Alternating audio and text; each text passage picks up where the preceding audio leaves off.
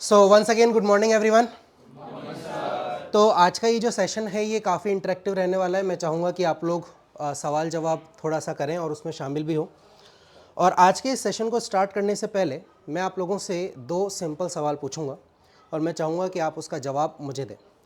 पहला सवाल मेरे लिए जो मेरे मन में आप लोगों के लिए आ रहा है वो है हु आर यू। अगर मैं आपसे ये पूछूं हु आर यू तो आप इसका क्या जवाब देंगे?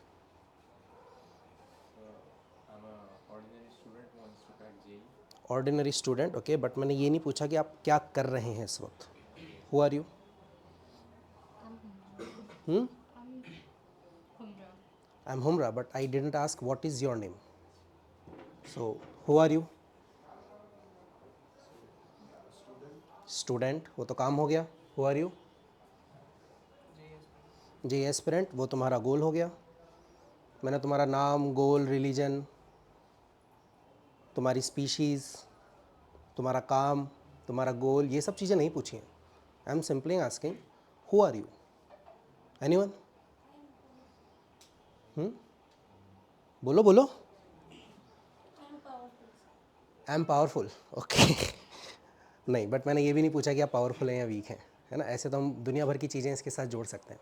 चलिए ठीक है, इस क्वेश्चन के ऊपर बाद में आते हैं। दूसरा question, what is truly yours?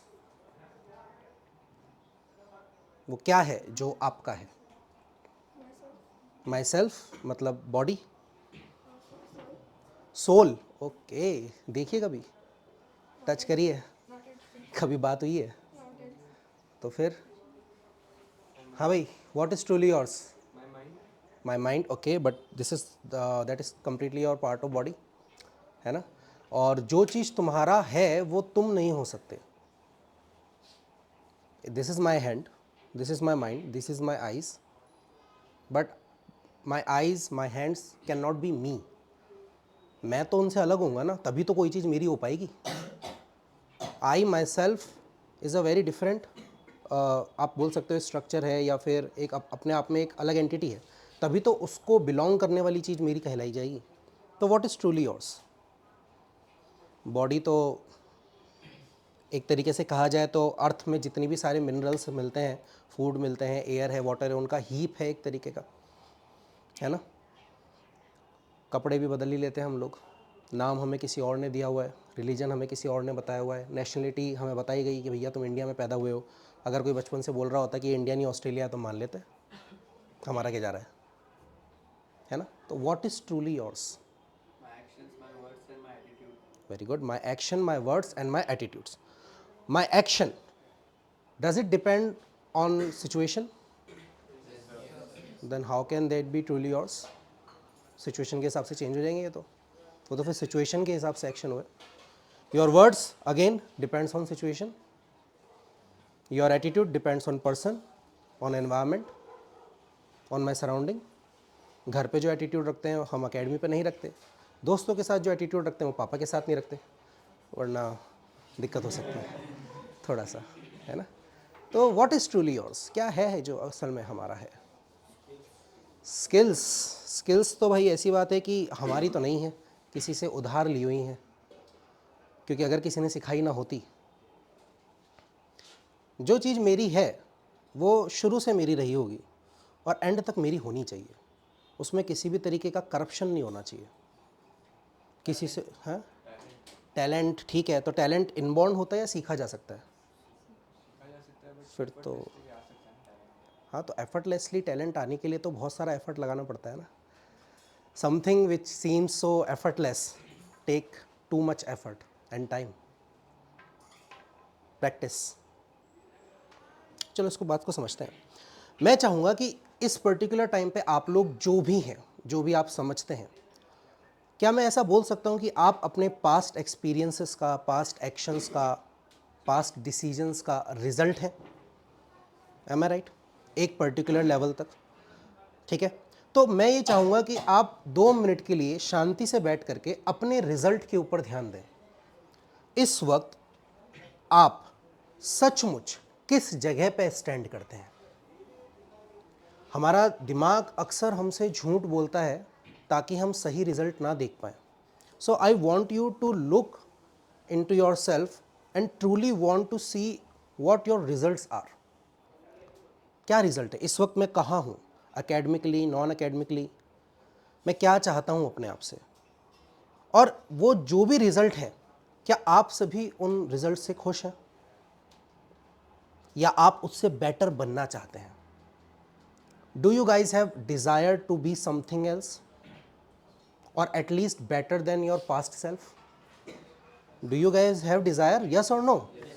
है ना? तो ये डिजायर है आपके अंदर, तो इसका मतलब अभी इस पर्टिकुलर प्रेजेंट जो रिजल्ट है आपका, जो भी रिजल्ट है, और मैं रिजल्ट का मतलब यही नहीं कि मैं सिर्फ मार्क्स से के बारे में बात कर रहा हूँ, इस पर्टिकुलर टाइम पे जो आपका एटीट्यूड है, घर पे आप जिस तरीके से बात करते हैं, आपका इमोशनल स्टेटस अभी क्या है, आपका सोशल क्वेश्चंट अभी क्या है, आपका इंटेलिजेंस क्वेश्चंट अभी क्या है, आप किस तरीके से लोगों से मिलते हैं, बात करते हैं, आप कैसे दिखते हैं, इवन आप कैसा ड्रेसिंग सेंस रखते हैं, आप अपने आसपास के लोगों से अपनी जो सोशल इमेज है उसको किस तरीके से बना के रखते हैं, क्या आप उन सारी चीज़ों से खुश हैं?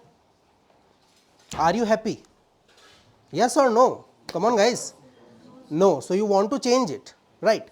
बट व्हाट इफ मैं आपको ये कहूं कि आपके दिमाग में एक प्रोग्राम डाला हुआ है जो आपको कभी इसे चेंज करने नहीं देगा। जस्ट लाइक रोबोट्स, रोबोट्स होते हैं ना, उनको जो प्रोग्राम डालते हैं वही काम करते हैं, ना कम ना ज़्यादा, है ना? अगर मैंने एक रोबोट को प्रोग्राम किया है कि भैया तेरे को चाय बनानी है, तो वो सिर्फ चाय बनाएगा, है ना? किसी दिन मैं उसको चाय पत्ती की जगह कॉफ़ी दे दूंगा तो उसको समझ में नहीं आएगा करना क्या है इसका, है ना? चाटना है, सूंघना है, क्या करना है, समझ पा रहे हो? तो प्रोग्राम्स जो होते हैं वो हमारे माइंड को, हमारे एक्शंस को कंट्रोल करते हैं। तो जो रिजल्ट अभी हमारे पास हैं, अगर हम उसे चेंज ही नहीं कर सकते डिपेंडिंग अपॉन आवर प्रोग्राम, तो फिर फ़ायदा क्या है? What is the meaning? अगर मैं अपने आप को चेंज ही नहीं कर सकता तो फिर मैं क्यों मेहनत करूं? Physically, mentally, emotionally, socially, spiritually क्यों मेहनत करूं मैं? पर ये सही क्वेश्चन ना होकर के क्या सही क्वेश्चन ये नहीं होगा कि सचमुच सचमुच एम आई नॉट इनफ? क्या सचमुच मैं जो हूं उससे खुश हूं, नहीं हूं? ये डिसाइड कर कौन रहा है? सचमुच मैं कर रहा हूं या मेरे आसपास के लोगों ने, सोसाइटी ने, एनवायरनमेंट ने जो स्टैंडर्ड्स क्रिएट कर रखे हैं मेरे लिए, मैं उनसे कंपेयर करके अपने आप को देख रहा हूं कि यार इन स्टैंडर्ड्स के हिसाब से मैं सही नहीं हूं? सोच के बताओ। देखो, अपन इस बात को ऐसे समझते हैं, जब भी कोई बच्चा पैदा होता है, ठीक है, जब भी कोई बच्चा पैदा होता है तो सबसे पहले उसके पास डेवलप होता है उसका एक सबकॉन्शियस माइंड। सही बात? सबकॉन्शियस, कॉन्शियस, ये वर्ड सुने हैं कभी? है ना? सुने सुने लग रहा है या थोड़े सुने सुने से लग रहा है? सुने सुने लग रहा है? चलिए, तो सबकॉन्शियस माइंड बेसिकली होता क्या है, ध्यान से समझने की कोशिश करते हैं। ये सबकॉन्शियस माइंड जब आता है तो एक जो बच्चा होता है, इन्फेंट, वो उसके लिए एक सेल्फ इमेज क्रिएट करता है कि ये मैं हूँ, ये मेरी मम्मी है, ये मेरे पापा हैं, ये मैं हूँ, ये मेरे दोस्त हैं, ये मेरा घर है, ये किसी और का घर है, ये मेरा शहर है, ये किसी और का शहर है, ये मेरा स्कूल है, ये किसी और का स्कूल है, ये मेरा देश है, किसी और का देश है। सही बात? तो एक सेल्फ इमेज क्रिएट होती है कि this is who I M. सही बात है ना? सबकॉन्शियस माइंड की एक प्रॉब्लम क्या है कि ये सिर्फ और सिर्फ किसी भी चीज़ को एक्सेप्ट कर सकता है, ओनली एक्सेप्ट। ये कभी भी किसी चीज़ को इग्नोर नहीं कर सकता, रिजेक्ट नहीं कर सकता, नेवर रिजेक्ट्स। क्योंकि ये वो माइंड है जब एक बच्चे के अंदर तब डेवलप होता है जब वो अभी अभी इस दुनिया में आया है और वो सर्वाइवल चाहता है, वो इस 3 डायमेंशन रियलिटी के अंदर सर्वाइव करना चाहता है, जिंदा रहना चाहता है। उसे पता है कि मैं किसके ऊपर डिपेंड हो सकता हूँ, किसके ऊपर डिपेंड नहीं हो सकता हूँ।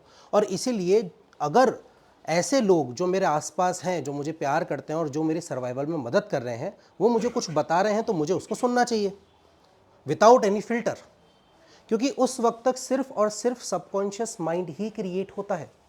और ये सबकॉन्शियस माइंड किसी भी चीज को रिजेक्ट नहीं कर सकता। आज भी इस पर्टिकुलर टाइम पे आपका सबकॉन्शियस माइंड किसी भी चीज को रिजेक्ट नहीं कर सकता, even when you know that the scenario is fake और रियल। एग्जाम्पल दें? एग्जाम्पल लें, एक बार आप आंखें बंद करें, एक सेकेंड के लिए आंखें बंद करें और सोचें उस सिनेरियो के बारे में जब आपने अपने किसी बहुत डियर वन को, अपने किसी फैमिली मेंबर को खोया था। याद करें वो पल, 2 से 3 सेकंड के लिए उस पल को, उस मेमोरी को अपने ऊपर हावी होने दें। किस तरीके से वो इंसान आपकी ज़िंदगी से गया, उसकी आवाज़, उसकी बातें, उसका चेहरा, उसका बनाया हुआ खाना या उसकी सुनाई हुई स्टोरीज तुम दोबारा ज़िंदगी में कभी सुन नहीं पाओगे। सोचो उस चीज़ को, महसूस करो उसे। अब किस किस को ये सोच के बुरा लग रहा है, हल्का हल्का महसूस हो रहा है कि यार गलत हुआ। या और एक दूसरा सिनेरियो क्रिएट करते हैं, भगवान न करे लेकिन ये एक सच है, इन फ्यूचर अगर आप अपने मदर या फादर को लूज़ कर देते हो तो उस पर्टिकुलर सिनेरियो को सोच करके इस पर्टिकुलर टाइम आपको क्या फील हो रहा है? क्या आपकी हार्ट रेट थोड़ी थोड़ी इंक्रीज हो रही है? क्या आपके हाथ पैर हल्के हल्के कांप रहे हैं? क्या आपको ऐसा लग रहा है डर जैसा माहौल क्रिएट हो रहा है? अचानक से आपके ऊपर एक ऐसी चीज हावी हो गई जो अभी 2 सेकंड पहले आपने सोची भी नहीं थी, लेकिन हमें पता है कि ये सच है, आज नहीं तो कल शायद हो सकता है। खोलें अपनी आंखें। किस किस को ये चीज फील हुई कि यार थोड़ा सा बॉडी में फील हो रहा था? हो रहा था, सबको हो रहा था, क्योंकि ये सबकॉन्शियस माइंड की पावर है। उस फेक सिनेरियो को अगर मैं 2 से 5 मिनट के लिए और दोहराऊं तो शायद हो सकता है आप रोने भी लग जाओ, है ना, आपके हाथ पैर फूल जाएं। ऐसा क्यों होता है? हमें पता है कि हम अभी इस पर्टिकुलर टाइम पे बैठ करके इसे सिर्फ इमेजिन कर रहे हैं, हुआ नहीं है ऐसा। कई बार ऐसा होता है ना कि आप किसी मूवी को देख रहे होते हो और उसमें कोई ऐसा सीन आता है कि अचानक से आपकी आंखें भर आती हैं। हुआ है, सबके साथ हुआ है, किसी ना किसी पर्टिकुलर मूवी को देख करके हुआ होगा, कोई भी मूवी हो सकती है वो। हमें पता है कि सब एक्टिंग है, सब झूठ है, ना ही वो उसका भाई है ना वो उसकी माँ है, ये जो मर रहे हैं ये भी झूठ है, कल ये हंसते हुए फ़ोटो खिंचाएंगे, लेकिन स्टिल हम उसको देख करके रोना आ जाता है। क्यों? क्योंकि सबकॉन्शियस माइंड किसी चीज़ को रिजेक्ट करना नहीं जानता है, ये सिर्फ इंफॉर्मेशन को भरना जानता है। क्योंकि जब हम पैदा हुए थे हमारी रिक्वायरमेंट यही थी कि जितना हो सके इंफॉर्मेशन को ग्रास्प करें, देखें समझें कि मेरे आसपास क्या हो रहा है और किन चीज़ों से मुझे नुकसान हो सकता है और किन चीज़ों से मुझे फ़ायदा हो सकता है। समझ पा रहे हो? ये जो सबकॉन्शियस माइंड है बहुत ज़्यादा इमोशनल होता है और इमोशंस इसके ऊपर बहुत ज़्यादा हावी हो जाते हैं। कौन कौन ऐसा है जिसको अभी इस पर्टिकुलर टाइम पे किसी भी तरीके के, वो भले ही गुस्सा हो, फ्रस्ट्रेशन हो, दुख हो, गिल्ट हो, शेम हो, इस तरीके के इमोशंस को हैंडल करने में मुश्किल होती है कि सर कहीं ना कहीं मैं लूज कर जाता हूँ? ठीक है, बहुत बढ़िया। कहीं ना कहीं ऐसा होता है कि मैं नहीं चाहता हूँ वो चीज़ बोलना, लेकिन मैं बोल देता हूँ। घर पे अक्सर ऐसा होता होगा, हमें पता है कि मम्मी पापा बोल तो सही रहे हैं बट स्टिल हम किसी और चीज़ का फ्रस्ट्रेशन उनके ऊपर निकाल देते हैं, क्योंकि ये सबकॉन्शियस माइंड को बात समझ में आती नहीं है कि इमोशंस होता क्या है। वो सिर्फ ये जानता है कि इमोशन है, फील करना है, बात खत्म, because it can not reject anything. और उस वक्त जो इमोशन आपको फील हो रहा है वो ट्रू सिनेरियो हो, फेक सिनेरियो हो, पास्ट की कोई मेमोरी हो या फ्यूचर कोई प्रिडिक्शन हो, उससे फर्क नहीं पड़ता। सबकॉन्शियस माइंड को उस पर्टिकुलर टाइम पे वो चीज 100% रियल लगती है। बड़ी दुख की बात है, लेकिन सही है, लेकिन ये होना भी जरूरी है। अब बात यह है कि हमारे सबकॉन्शियस माइंड को जो भी इंफॉर्मेशन मिलती है वो इंफॉर्मेशन हम हमारी बॉडी के पास पहुंचाते हैं। क्योंकि क्या मैं ऐसा बोल सकता हूं कि body is just a tool जिसको हम अपनी तरीके से इस्तेमाल कर सकते हैं, है ना? जब मैं चाहूँ मेरा हाथ उठा सकता हूँ, जब मैं चाहूँ किसी से बात कर सकता हूँ, जब मैं चाहूँ उठ के जा सकता हूँ। सही बात है। तो body is our just tool, है ना? तो बॉडी को जो एक्शन, जो सिग्नल, जो इम्पल्स दिया जाएगा, बॉडी उसी तरह से इस्तेमाल होगी और उसी तरीके से रिएक्ट करेगी। सही बात? सब लोग मेरे साथ हैं यहाँ तक, है ना? तो अब सबकॉन्शियस माइंड जिस भी तरीके के एक्शंस या जिस भी तरीके के सिग्नल्स को बॉडी को देता है, बॉडी उसी तरीके से रिएक्ट करती है और उसी से बॉडी प्रोड्यूस करती है रिजल्ट, जिसके बारे में थोड़ी देर पहले मैंने आपको सोचने के लिए कहा था, है ना। अब ये सबकॉन्शियस माइंड को इंफॉर्मेशन मिलती कहाँ से? क्या हमारे पास कुछ सेंसेस हैं? कौन कौन से सेंसेस हैं हमारे पास, कोई बता सकता है? हमारे पास आईज है देखने के लिए, है ना। हमारे पास ईयर है सुनने के लिए, हमारे पास टंग है टेस्ट करने के लिए, सही बात है ना। क्या हमारे पास नोज है किसी चीज को स्मेल करने के लिए, और क्या हमारे पास स्किन है टेम्परेचर और टच को सेंस करने के लिए? क्या आपके पास ये 5 सेंस हैं? क्या ये 5 सेंस आपके हैं? नहीं है भाई, ये 5 सेंस आपके थोड़ी हैं, क्योंकि ये पांचों सेंस तो आपको सिर्फ और सिर्फ आउटसाइड इंफॉर्मेशन को पहुंचाने के लिए हैं। यानी कि अगर इन 5 सेंसेस से रिलेटेड मैं कोई भी ऐसी बात आपको बोलूं जिससे मैं आपको मैनिपुलेट करना चाहता हूं, तो क्या मैं कर पाऊंगा? सोचो, अगर मैं आपको 10 बार एक ही बात सुनाऊं, 100 बार एक ही चीज दिखाऊं, बार बार एक ही चीज टच कराऊं, तो क्या उससे आपके अंदर की फीलिंग्स चेंज नहीं होंगी? क्या आपके देखने का नजरिया थोड़ा सा बदलेगा नहीं? तो फिर हम इन सेंसेस के ऊपर भरोसा कैसे करें? क्योंकि ये सेंस सिर्फ और सिर्फ आउटसाइड इंफॉर्मेशन को हमारे अंदर तक पहुंचाने के लिए है। अब जब हम आउटसाइड इंफॉर्मेशन पे ही भरोसा नहीं कर सकते, तो हमारे सेंसेस पे भरोसा कैसे करें? क्या आपके किसी भी इस सेंस के अंदर लाइट डिटेक्टर लगा हुआ है? क्या लगा हुआ है? क्या आपके इन सेंसेस के अंदर किसी भी तरीके का कोई फिल्टर लगा हुआ है जो ये समझ सके कि ये बात सही है, ये बात गलत है, ये सच है, ये झूठ है? ऐसा कुछ है? क्या कोई चीज अगर आपकी आंखों के सामने हो रही हो तो आप अपनी आंखों को खोल करके ये डिसाइड कर सकते हो कि मैं इस चीज को नहीं देखूंगा? Can you do that? अगर आपके आसपास कोई आवाज आ रही है, जैसे मैं आपके सामने कुछ बोल रहा हूं, बाहर से आप लोगों को अलग अलग तरीके की आवाजें आ रही हैं, क्या आपका कान ये चीज फिल्टर कर सकता है कि यार मैं सिर्फ सर की बात सुनना चाहता हूं और मैं बाहर की बातों को नहीं सुनना चाहता? क्या आपका कोई भी सेंस ऐसा कर सकता है? अगर इस पर्टिकुलर टाइम पे कोई स्मेल में यहां पर छोड़ दूं, कोई अगरबत्ती जला दूं या कोई डीओ स्प्रे कर दूं, तो क्या आपकी नाक में फिल्टर है कि नहीं यार मेरे को अभी ये स्मेल नहीं लेनी, बाद में लूंगा? कर सकते हैं हम? नहीं कर सकते, है ना। तो इन सेंसेस के पास तो किसी भी तरीके का फिल्टर ही नहीं है, पहली बात। दूसरी बात, ये सेंस सिर्फ आउटसाइड इंफॉर्मेशन, बाहर की दुनिया में क्या चल रहा है उसको मेरे माइंड तक पहुंचाने के लिए है। तो फिर इस सेंसेस के ऊपर मैं भरोसा कैसे करूं? मेरे को सामने वाला कुछ भी बोल देता है और मैं उसकी बात सुन लेता हूं, है ना। कहीं आपके साथ ऐसा हुआ होगा कि आपके किसी दोस्त ने आपको एक ऐसी बात बोली जो शायद सच नहीं थी, लेकिन आपने उस पर भरोसा कर लिया, क्योंकि आपके इस सेंस को ये थोड़ी पता है कि मुझे इस बात को रिजेक्ट करना है या एक्सेप्ट करना है। आपके इस सेंस को ये नहीं पता है कि मुझे इस बात को सही समझना है या गलत समझना है, इसमें देख लूं कि मैं सच्चाई है या फिर ये झूठ है। क्या हम ऐसा कर सकते हैं? नहीं कर सकते। तो यार बात इतनी सी है कि अभी तक हम जिन चीज़ों को अपना समझते थे, जैसे हमारी बॉडी हमारी है, हमारे रिजल्ट हम प्रोड्यूस कर रहे हैं, हमारा माइंड, सबकॉन्शियस माइंड, हमारे इमोशंस हमारे हैं, हमारे सेंस हमारे हैं जिनसे हम दुनिया को देखते हैं, सुनते हैं, सूंघते हैं, टच करते हैं, महसूस करते हैं, इनमें से कुछ भी हमारा नहीं है।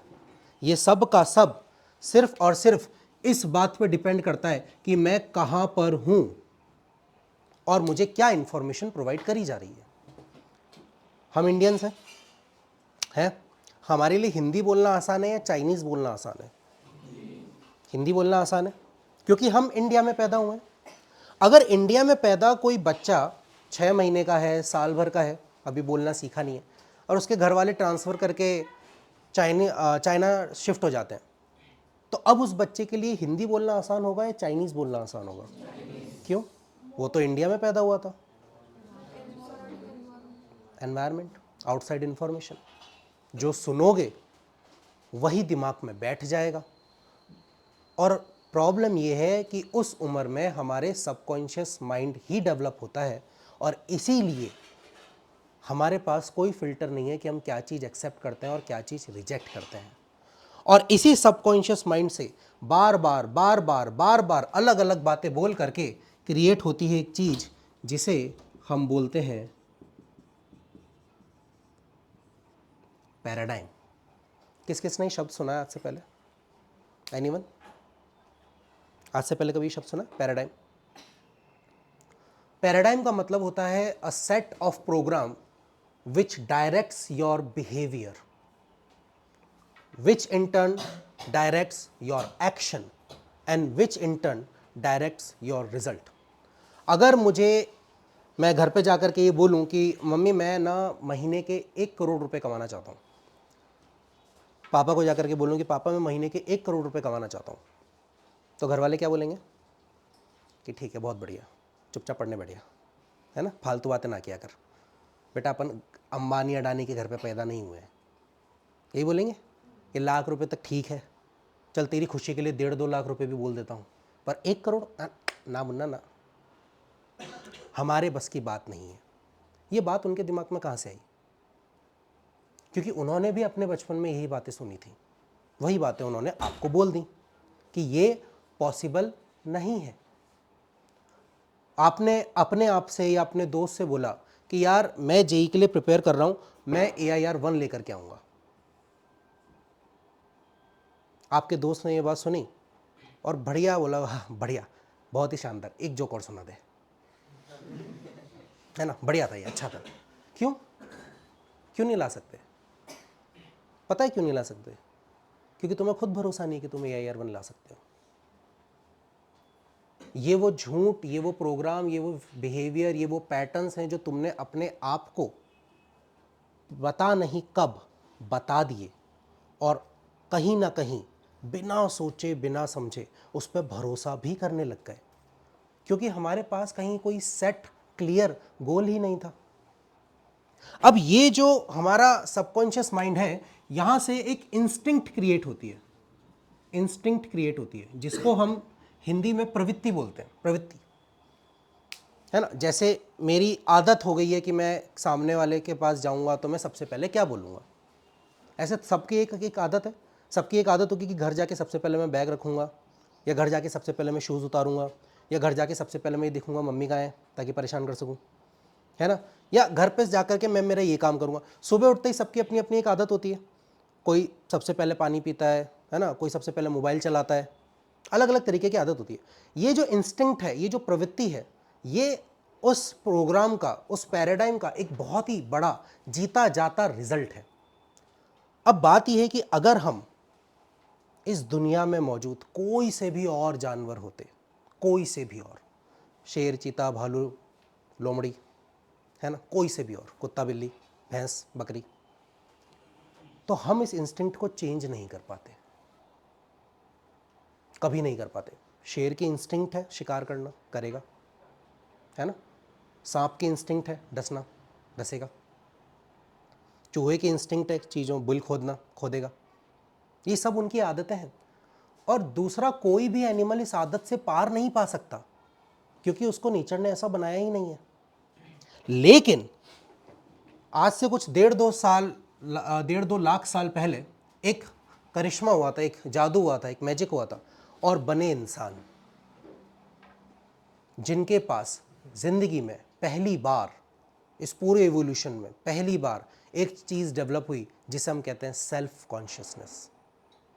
यानी मैं क्या कर रहा हूं, मैं अपने आप से अपने आप को अलग करके उस चीज को देख सकता हूं, है ना। शेर जब शिकार करता है, मान लो उसने किसी हिरन के बच्चे को पकड़ लिया और बढ़िया आराम से वो खा रहा है, सामने वो हिरन की मम्मी खड़ी हुई है, देख रही है, तो शेर को खाते खाते ऐसे बुरा नहीं लगता, हाय कितना ख़राब आदमी हूँ मैं, बच्चा मार दिया देखो मैंने किसी का, टू बैड, हे प्रभु मुझे ऐसा क्यों बनाया ना। वो मस्त चाट चाट के खाया है उसको फ़र्क नहीं पड़ता।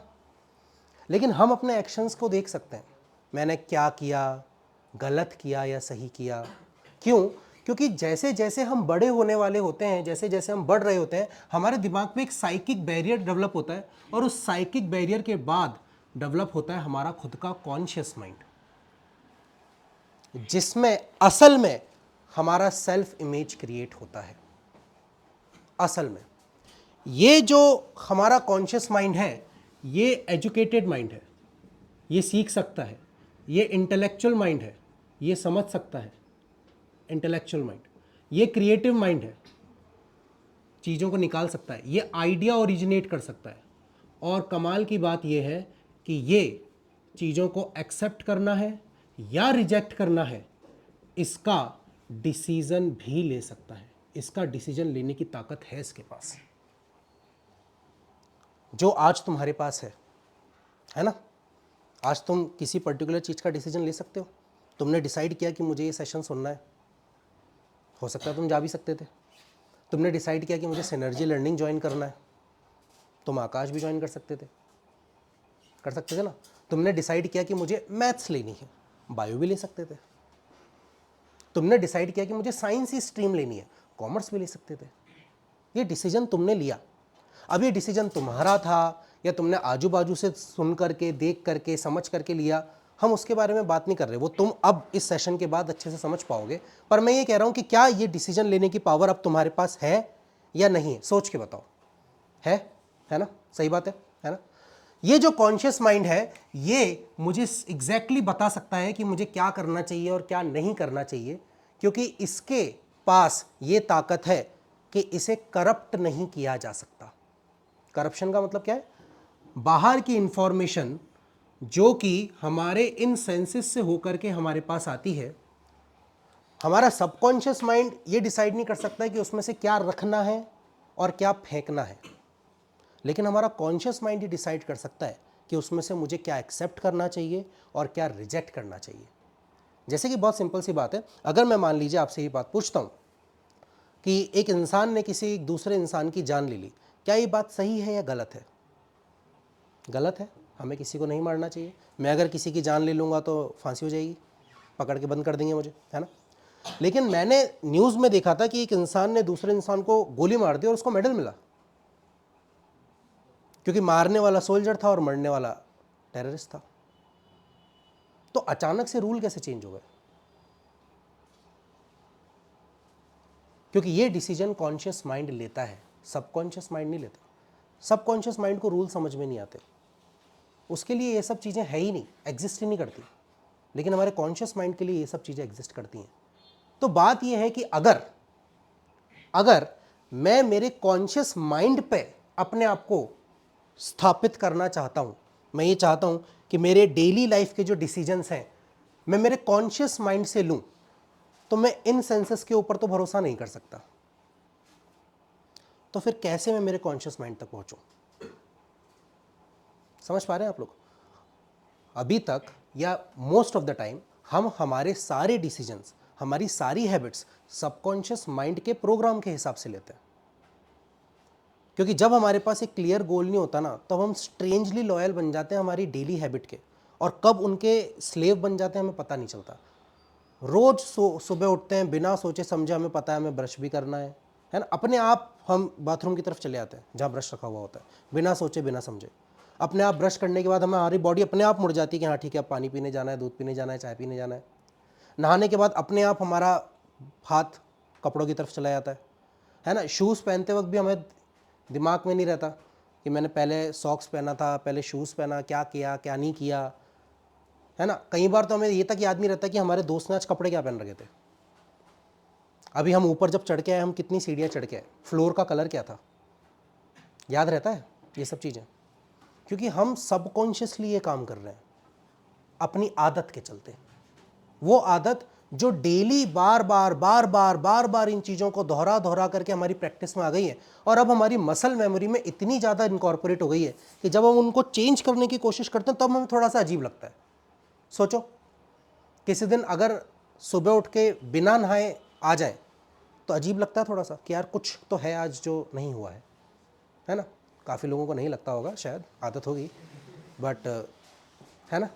या किसी दिन खाना खाने के टाइम पे खाना ना खाए तो अचानक से बॉडी सिग्नल देती है, अरे कुछ तो गड़बड़ है भाई, है ना। घर पे अगर मम्मी पापा कहीं चले गए हैं और हम घर जाते हैं, घर एकदम सूना सूना लगता है, अजीब सा लगता है कुछ, कि यार कुछ तो गड़बड़ है। हमारे डेली रूटीन में, हमारे कंफर्ट जोन में जैसे ही कोई किसी तरीके का चेंज करता है, उस वक्त हमारा कॉन्शियस माइंड डेवलप होता है, और वो कॉन्शियस माइंड एकदम से एक्टिवेट होकर के ये दिखता है कि हाँ अब मुझे बताओ करना क्या है। इसका मैं आपको एक बहुत सिंपल सा एग्जांपल देता हूँ। जब आप साइकिल चलाना सीखते थे स्टार्टिंग में, तो आप पूरी तरीके से साइकिल के ऊपर ध्यान लगाते थे, हैंडल सीधा रहना चाहिए, हाथ सीधे रहने चाहिए, लगातार पेडल मारने हैं, इधर उधर देखना है कौन कहाँ मुड़ रहा है कहाँ नहीं मुड़ रहा, और ये ब्रेक दबाने थे, ले गिर गए। ठीक है भाई, अब धीरे धीरे जब हैबिट हो गई है तो हाथ छोड़ के चला रहे हैं, है ना। पहले साइकिल के ऊपर आप, थोड़े आगे जा कर के साइकिल आपके ऊपर। सोचे समझे बिना, मतलब सोचो, हम साइकिल चलाते चलाते आ रहे हैं, हमें ये तक नहीं पता होता कि हमारे पैर कब पैडल तेज कर रहे हैं, कब पैडल धीरे कर रहे हैं, हम कब ब्रेक दबा रहे हैं, कब नहीं दबा रहे हैं। हम बिना सोचे समझे कुछ और ही सोच रहे हैं, साइकिल चलाते चलाते कुछ और ही दिमाग में चल रहा है, कोई मूवी का सीन चल रहा है, कोई गाना चल रहा है, आज जो भसड़ हो गई घर पे वो चल रही है, या आज जो टेस्ट देना उसका रिवीजन दिमाग में चल रहा है। लेकिन क्या हम साइकिल पे ध्यान दे रहे होते हैं? नहीं। क्यों? क्योंकि जब हम सीखते हैं किसी चीज़ को तब तो कॉन्शियस माइंड एक्टिवेट रहता है, पर जब हम उस चीज़ को सीख करके हैबिट में डाल देते हैं तब हमारे ब्रेन का एक बहुत ही सिंपल सा पार्ट है जिसको हम सेरिबेलम कहते हैं, और वो उस चीज़ को टेक ओवर कर लेता है कि यार ये एक सेट ऑफ प्रोग्राम है, अब इसे हमने सीख लिया है, इसके स्टेप्स क्लियर हैं, पहले ये करना है, फिर ये करना है, फिर ये करना है, फिर ये करना है, 4 स्टेप है, अब इसको एज इट इज़ फॉलो करना है। ठीक है, अब इसके लिए हमें सोचने की ज़रूरत नहीं है, एनर्जी वेस्ट करने की ज़रूरत नहीं है ना। बच्चा जब चलना सीखता है तो उसको एक एक एक एक एक एक कदम वो सोच समझ के लगता है, हम नहीं सोचते। जब हम गाड़ी चलाना सीखते हैं तो हमारा कितना ध्यान रहता है, क्लच कहाँ है, एक्सेलेरेटर कहाँ है, ब्रेक पे पैर है कि नहीं है। पर जब हम सीख जाते हैं तो क्या हम उस चीज़ को सोच समझ करके चलाते हैं, या बिना सोचे समझे अपने आप बॉडी चला रही होती है? सोचो एक बार, वो सबकॉन्शियस माइंड की बात है। तो बात यह है कि क्या मुझे मेरी ज़िंदगी सबकॉन्शियस माइंड के हिसाब से जीनी चाहिए, या मुझे मेरी ज़िंदगी कॉन्शियस माइंड के हिसाब से जीनी चाहिए?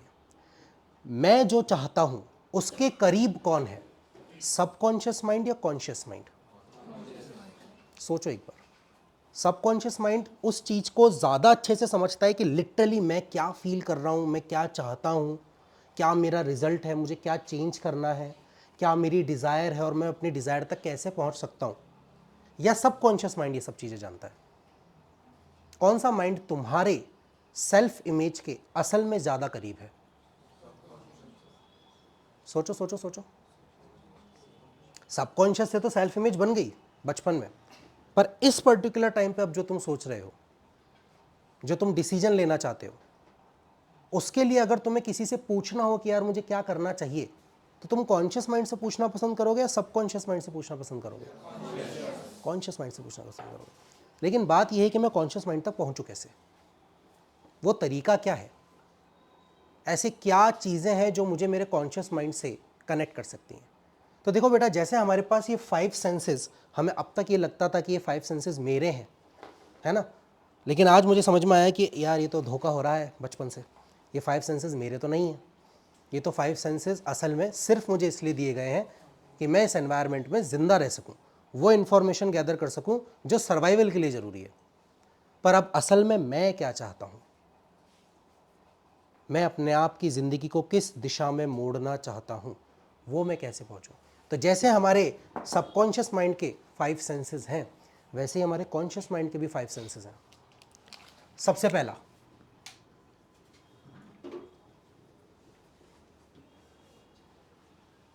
Will power. कोई जानता है इसके बारे में? विल पावर क्या होती है? Will power, anyone? अबे विल पावर नहीं सुना तुमने कभी पहले? नहीं सुना? इच्छा शक्ति जिसको बोलते हैं, कैसे डिफाइन करेंगे इसे? विल पावर, चलो अपन इसको ऐसे समझते हैं। मेरा आज मूवी देखने का मन है, तो मैं अब जितने भी एक्शन करूंगा कहीं ना कहीं वो उसी तरीके से करूंगा कि मेरी विल पावर उस चीज़ को लेकर के मेरे बॉडी के एक्शंस को कंट्रोल करेगी, या मैं सबकॉन्शियसली वही एक्शन करूंगा जो मैं डेली करता था। सोचो, यहाँ से मान लो छूटने के बाद तुम्हें 2:30 बजे का शो देखने जाना है आज संडे को, ठीक है, बढ़िया। डेली तो नहीं देखते थे मूवी, तो डेली तुम्हारी कुछ एक अलग हैबिट हुआ करती थी, यहाँ से छूटते थे, जो भी अपना काम करते थे, घर जाते थे, क्या करते थे क्या नहीं करते थे। पर आज क्या तुम्हारे एक्शंस और प्लान तुम्हारी उस इच्छा के हिसाब से होंगे या डेली के जैसे होंगे? उस इच्छा के हिसाब से होंगे कि नहीं होंगे? अगर तुम रात को गरबा खेलने जाना चाहते हो, है ना, अभी नवरात्रि थे, गरबा खेलने गए होंगे आप लोग, नहीं गए थे क्या? गए थे, नहीं गए थे? मान लो तुम्हारे दोस्त की बर्थडे पार्टी है, तुम्हें जाना है, घर वालों ने बोल दिया नहीं जाना, एग्ज़ाम आ रहा है, चुपचाप घर में बैठ और पढ़ाई कर, ठीक है। उन्होंने तुम्हारी बॉडी को रोका, पर क्या तुम्हारी जाने की इच्छा को ख़त्म कर पाए? नहीं कर पाए, है ना। विल पावर हमें दी हुई एक ऐसी गिफ्ट है जिसे कोई भी इंसान करप्ट नहीं कर सकता। अगर आपकी इच्छा इंजीनियर बनने की है तो इससे कोई फर्क नहीं पड़ता मैं आपको क्या दिखाऊं, क्या सुनाऊं, क्या टेस्ट कराऊं, क्या स्मेल कराऊं, क्या टच कराऊं, जिससे मैं आपकी इंजीनियर बनने की इच्छा को बदल दूं। मैं आपको भले ही ये बोलूं कि नहीं यार इंजीनियर का कोई मतलब नहीं है, डॉक्टर बहुत ज़्यादा पैसा कमाते हैं, लॉयर जो है उनकी बहुत ज़्यादा इज्जत होती है, लेकिन अगर तुम्हारी दिल से इच्छा है इंजीनियर बनने की तो तुम्हारी विल पावर चेंज होगी क्या उस चीज़ के लिए? क्या तुम्हारी अचानक से इच्छा अगले दिन उठोगे हाँ अब मुझे डॉक्टर बनना है? ऐसा हो सकता है क्या? कभी ऐसा होता है? नहीं। अगर तुम में से किसी की इच्छा है कि नहीं यार मुझे फाइटर प्लेन उड़ाना है, मैं पायलट बनना चाहता हूँ, ये तुम्हारी खुद की इच्छा है, कैसे हुई, क्या हुई, कहाँ से तुम्हें उस चीज़ की इंस्पिरेशन मिली नहीं पता, लेकिन तुम्हारे अंदर एक इच्छा डेवलप हो गई। क्या कोई भी इंसान कुछ भी दिखा के, कुछ भी सुना के उस इच्छा को चेंज कर सकता है? नहीं कर सकता। हमारी विल पावर हमें उस जगह एनर्जी देती है जहां हमारी बॉडी और हमारे सबकॉन्शियस माइंड हमारा साथ छोड़ देते हैं। विल पावर करप्ट नहीं की जा सकती। तुम्हारी अंदर जो इच्छा है तुम्हारी खुद की है, यूनिक है। मैं अपनी इच्छा तुम्हारे ऊपर थोप नहीं सकता। ज़्यादा से ज़्यादा मैं तुम्हारे एक्शंस को कंट्रोल कर सकता हूँ, तुम्हारी बॉडी को रेस्ट्रिक्ट कर सकता हूँ, पर तुम्हारे माइंड में जो इच्छा है उस काम को करने की मैं उसे नहीं रोक सकता। कोई नहीं रोक सकता। रोक सकते हैं क्या हम लोग? नहीं रोक सकते। दूसरी पावर,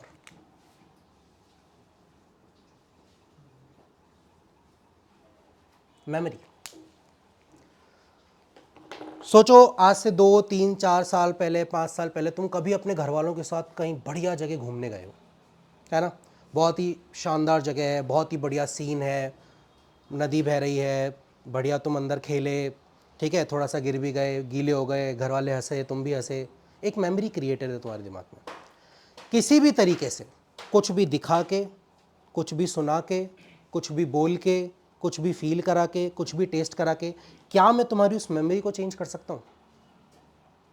क्या मैं तुम्हारे उस जो तुमने पल जिया था उसके अंदर जो तुमने फील किया था उसे चेंज कर सकता हूँ? नहीं कर सकता। मेमोरीज हमारी वो पावर है जो हमें ये बताती है कि किस पर्टिकुलर चीज़ के बाद हमें कैसा फील हुआ था और हम कौन सी चीज़ को ज़्यादा करना चाहते हैं और कौन सी चीज़ को नहीं करना चाहते हैं। हो सकता है तुम सबने सेम तरीके का एक्शन किया हो, सबके सब मूवी देखने गए हो, पर उस मूवी की मेमोरी सबकी अलग अलग है, होती है ना। तुम सबके सब एक साथ स्कूल ट्रिप पे गए थे, लेकिन तुम्हारे हर दोस्त की मेमोरी अलग है स्कूल ट्रिप को लेकर के। कुछ मेमोरी जो तुमने साथ में क्रिएट करी वो अलग सेम हो सकती हैं, पर मैक्सिमम अगर तुम स्टोरीज लिखना चाहो, अगर मैं तुम्हें बोलूं कि चलो स्कूल ट्रिप पे गए थे, एक पेज का ऐसे लिखो, तो क्या मुझे हर एक ऐसे अलग नहीं दिखेगा? जगह सेम मिल सकती है, टाइम सेम मिल सकता है, पर जो तुमने फील किया, जो तुमने महसूस किया, क्या वो सबका अलग अलग नहीं होगा? और किसी भी तरीके की इंफॉर्मेशन का, किसी भी तरीके की आउटसाइड इंफॉर्मेशन से क्या मैं तुम्हारी उस मेमोरी को चेंज कर सकता हूं? नहीं कर सकता। मेमोरी करप्ट नहीं की जा सकती। हमारी एक ऐसा सेंस जिसको कभी भी कोई भी दूसरा आउटसाइड वर्ल्ड का इंफॉर्मेशन चेंज नहीं कर सकता। तीसरी,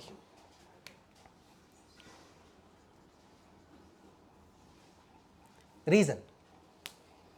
हर किसी काम को करने के लिए हमारे पास अगर एक अच्छा रीजन हो, हमारा वाई क्लियर हो, तो उस काम को करना आसान नहीं हो जाता है? बताओ, सोच के देखो एक बार। जैसा कि अभी थोड़ी देर पहले हमने एक एग्जांपल लिया था कि अगर किसी ने किसी को जान से मार दिया तो ये काम सही है या गलत है? असल में सही या गलत काम ना होकर के रीजन नहीं है। रीजन सही था या गलत था?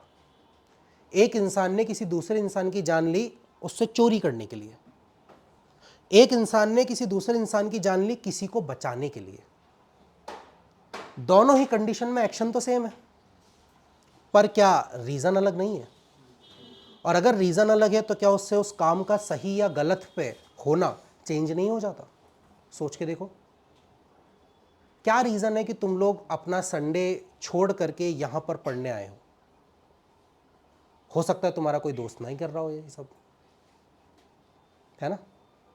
रीजंस हमारे खुद के पर्सनल होते हैं, रीजंस को चेंज नहीं किया जा सकता और करप्ट नहीं किया जा सकता।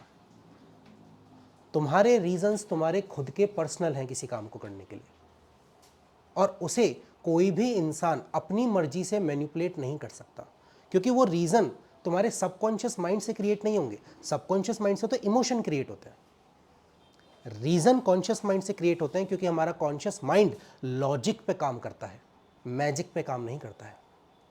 हमारा कॉन्शियस माइंड इंटेलेक्ट पे काम करता है, इमोशन पे काम नहीं करता है, रीज़न। ठीक है। फोर्थ,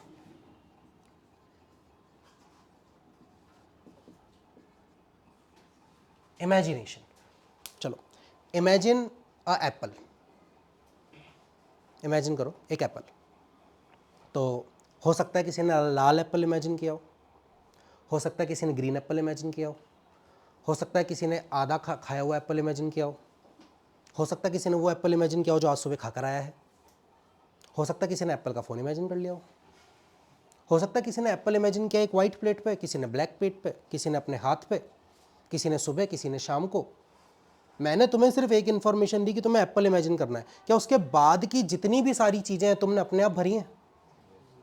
भरी है ना? अब इमेजिनेशन की इतनी शानदार बात है कि ये एक ऐसी पावर है जो लगातार चलती है और तुम इसे किसी भी तरीके से रोक नहीं सकते। मैं एग्जांपल दूं, क्लियर कट इंफॉर्मेशन दे रहा हूं, don't imagine a white elephant. एक सफेद हाथी को इमेजिन मत करो, और ऐसा सफेद हाथी तो बिल्कुल इमेजिन मत करो जिसके पिंक कलर के पंख हो, जिसकी ट्रंक यानी सूंड जो है वो ब्लू कलर की हो, और जिसने हाई हील्स पहन रखी हो। मत करो भाई, मैं कह रहा हूं, मान नहीं रहे हो तुम लोग यार। क्या अपनी इमेजिनेशन रोक सकते हो तुम? नहीं रोक सकते। इमेजिनेशन इतनी शानदार पावर है कि ये हमें उस दुनिया में ले जाती है जो दुनिया इस पर्टिकुलर टाइम पे शायद एग्जिस्ट भी ना करती हो। इमेजिनेशन तुम्हें कहीं एक जगह से उठा करके किसी एक ऐसी जगह ले जाती है जो शायद तुम्हारी ड्रीम हो, तुम्हारा गोल हो, जो तुम अचीव करना चाहते हो। और इमेजिनेशन को करप्ट नहीं कर सकता। क्या करप्ट कर सकता हूँ? जब मैंने तुम्हें एक एप्पल इमेजिन करने को बोला था तो तुमने एक एप्पल इमेजिन किया, लेकिन वो एप्पल अपने हिसाब से इमेजिन किया ना। क्या एक इंसान के एप्पल के इमेजिनेशन दूसरे इंसान के एप्पल के इमेजिनेशन से 100% मैच खाएगी क्या? कभी नहीं खा सकती। पॉसिबल है ये चीज़? कभी पॉसिबल नहीं है। हमारी इमेजिनेशन हमारी खुद की यूनिक है, हमारी है, पर्सनल है, और करप्ट नहीं की जा सकती। अब आप बोलोगे कि सर ऐसा थोड़ी होता है, आप जो इमेजिन करने को बोल रहे हो मैं वही तो इमेजिन कर रहा हूँ। भाई मुझे कैसे पता? तुम अपने दिमाग में इमेजिन कर रहे हो, तुम्हारे दिमाग के ऊपर कोई एक स्क्रीन तो लगी हुई है नहीं जो मुझे दिखाई दे कि तुम सच में इमेजिन कर रहे हो या नहीं कर रहे हो, या सच में कुछ और ही इमेजिन कर रहे हो। सही बात है कि नहीं है? और किस तरीके से इमेजिन करोगे वो भी तुम्हारा खुद का यूनिक आइडिया है, उसको मैं इम्पोज नहीं कर सकता ना। अगर मैं तुम्हें ऐसा बोलूँ कि नहीं आज से जब भी कोई एप्पल बोले हमेशा व्हाइट प्लेट पे ही एप्पल इमेजिन करना, तो ये बात तो बेवकूफ़ों वाली है बिल्कुल। तुम्हारी जैसी मर्जी इमेजिन करो। सही बात है कि नहीं है? क्या इमेजिनेशन को करप्ट किया जा सकता है? क्या तुम्हारी इमेजिनेशन कोई तुमसे छीन सकता है? क्या कोई इमेजिनेशन तुम्हारी खराब कर सकता है? क्या कोई तुम्हारी इमेजिनेशन चेंज कर सकता है? नहीं कर सकता। ये तुम्हारी खुद की पर्सनल है। और फिफ्थ,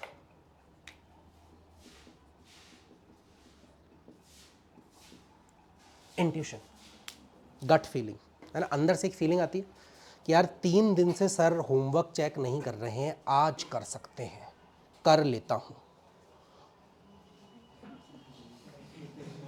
और बिना करे आ गए गलती से। पता था, अंदर से फीलिंग आ रही थी यार आज बिना हेलमेट के, यार आज मिल सकते हैं, पकड़ लेंगे तो 500 रुपये का चूना लग जाएगा, जाऊं कि ना जाऊं। ये गट फीलिंग आती है अंदर से। हर सिचुएशन में तुम्हें एक इंट्यूशन आता है। बात यह है कि तुम कितना सुनते हो उसकी और कितना नहीं सुनते हो। सोच के देखो एक बार। तो ये जो 5 सेंसेस हैं, will power, memory, reason, imagination, intuition, ये वो 5 सेंसेस हैं। मैं फर्क नहीं पड़ता कि आउटसाइड वर्ल्ड से जो इंफॉर्मेशन तुम्हें देना चाहूं, ये ब्लॉक है, पूरी तरीके से ब्लॉक है। किसी भी तरीके से मैं तुम्हारे इन 5 सेंसेस को कंट्रोल नहीं कर सकता, लेकिन हाँ, इनको मैं कभी भी कंट्रोल कर सकता हूँ। सोच के देखो, तुमने एक एग्जाम के लिए प्रिपेयर किया, बहुत बढ़िया तरीके से प्रिपेयर किया, रात भर जग करके पढ़ाई करी, तुम बिल्कुल कॉन्फिडेंट हो कि यार आज तो एग्जाम फोड़ दूंगा एकदम। पिछली बार वैसे ही मम्मी ने चप्पल से सुताई की थी, नंबर कम आए थे, तो इस बार मम्मी को जाके दूंगा एकदम रिजल्ट। बोले यार देखा, बच्चे को बुद्धू समझती हो अपने, स्मार्ट हूँ मैं। एग्जाम से थोड़ी देर पहले ही तुम्हारे बेस्ट फ्रेंड ने तुम्हारा दिमाग खराब कर दिया। सर गुस्से में तो उन्होंने तुम्हें डांट दिया, तुम घर से निकल ही रहे थे कि पापा ने डांट दिया, रास्ते में आ रहे थे तुम किसी के भिड़ गए, तुम्हारा दिमाग खराब, लड़ाई हो गई। या फिर एग्जाम से जस्ट पहले तुम्हारे बाबू सोना जादू टोना ने तुम्हें मैसेज किया, इट्स नॉट वर्किंग एनीमोर, है ना? कुछ भी हो सकता है। उस पर्टिकुलर टाइम पे उस एक बात ने तुम्हारी सारी मेहनत पे पानी फेर दिया। क्या अब उस एग्जाम को उतनी ताकत से दे पाओगे जितनी ताकत से पहले दे सकते थे? क्या उतने बढ़िया तरीके से उससे अटेंड कर पाओगे जितने बढ़िया तरीके से पहले कर सकते थे? सोच के देखो एक बार। नहीं कर पाओगे, पॉसिबल नहीं है ना? तो ये एक बहुत इंपॉर्टेंट चीज़ है हमारे लिए समझना कि अगर हम इन 5 सेंसेस के हिसाब से अपनी ज़िंदगी जीते हैं, तो ये 5 सेंसेस कॉन्शियस माइंड को हर वक्त ये सिग्नल देते हैं कि हमें इस पर्टिकुलर टाइम पे किस चीज़ की रिक्वायरमेंट है और किस चीज़ की रिक्वायरमेंट नहीं है। फिर ये कॉन्शियस माइंड सब कॉन्शियस माइंड के पास जाता है, कॉन्शियस माइंड में आइडिया क्रिएट होता है, सब कॉन्शियस माइंड में वो ड्रीम बन जाता है, क्योंकि उसमें इमोशन जुड़ जाते हैं।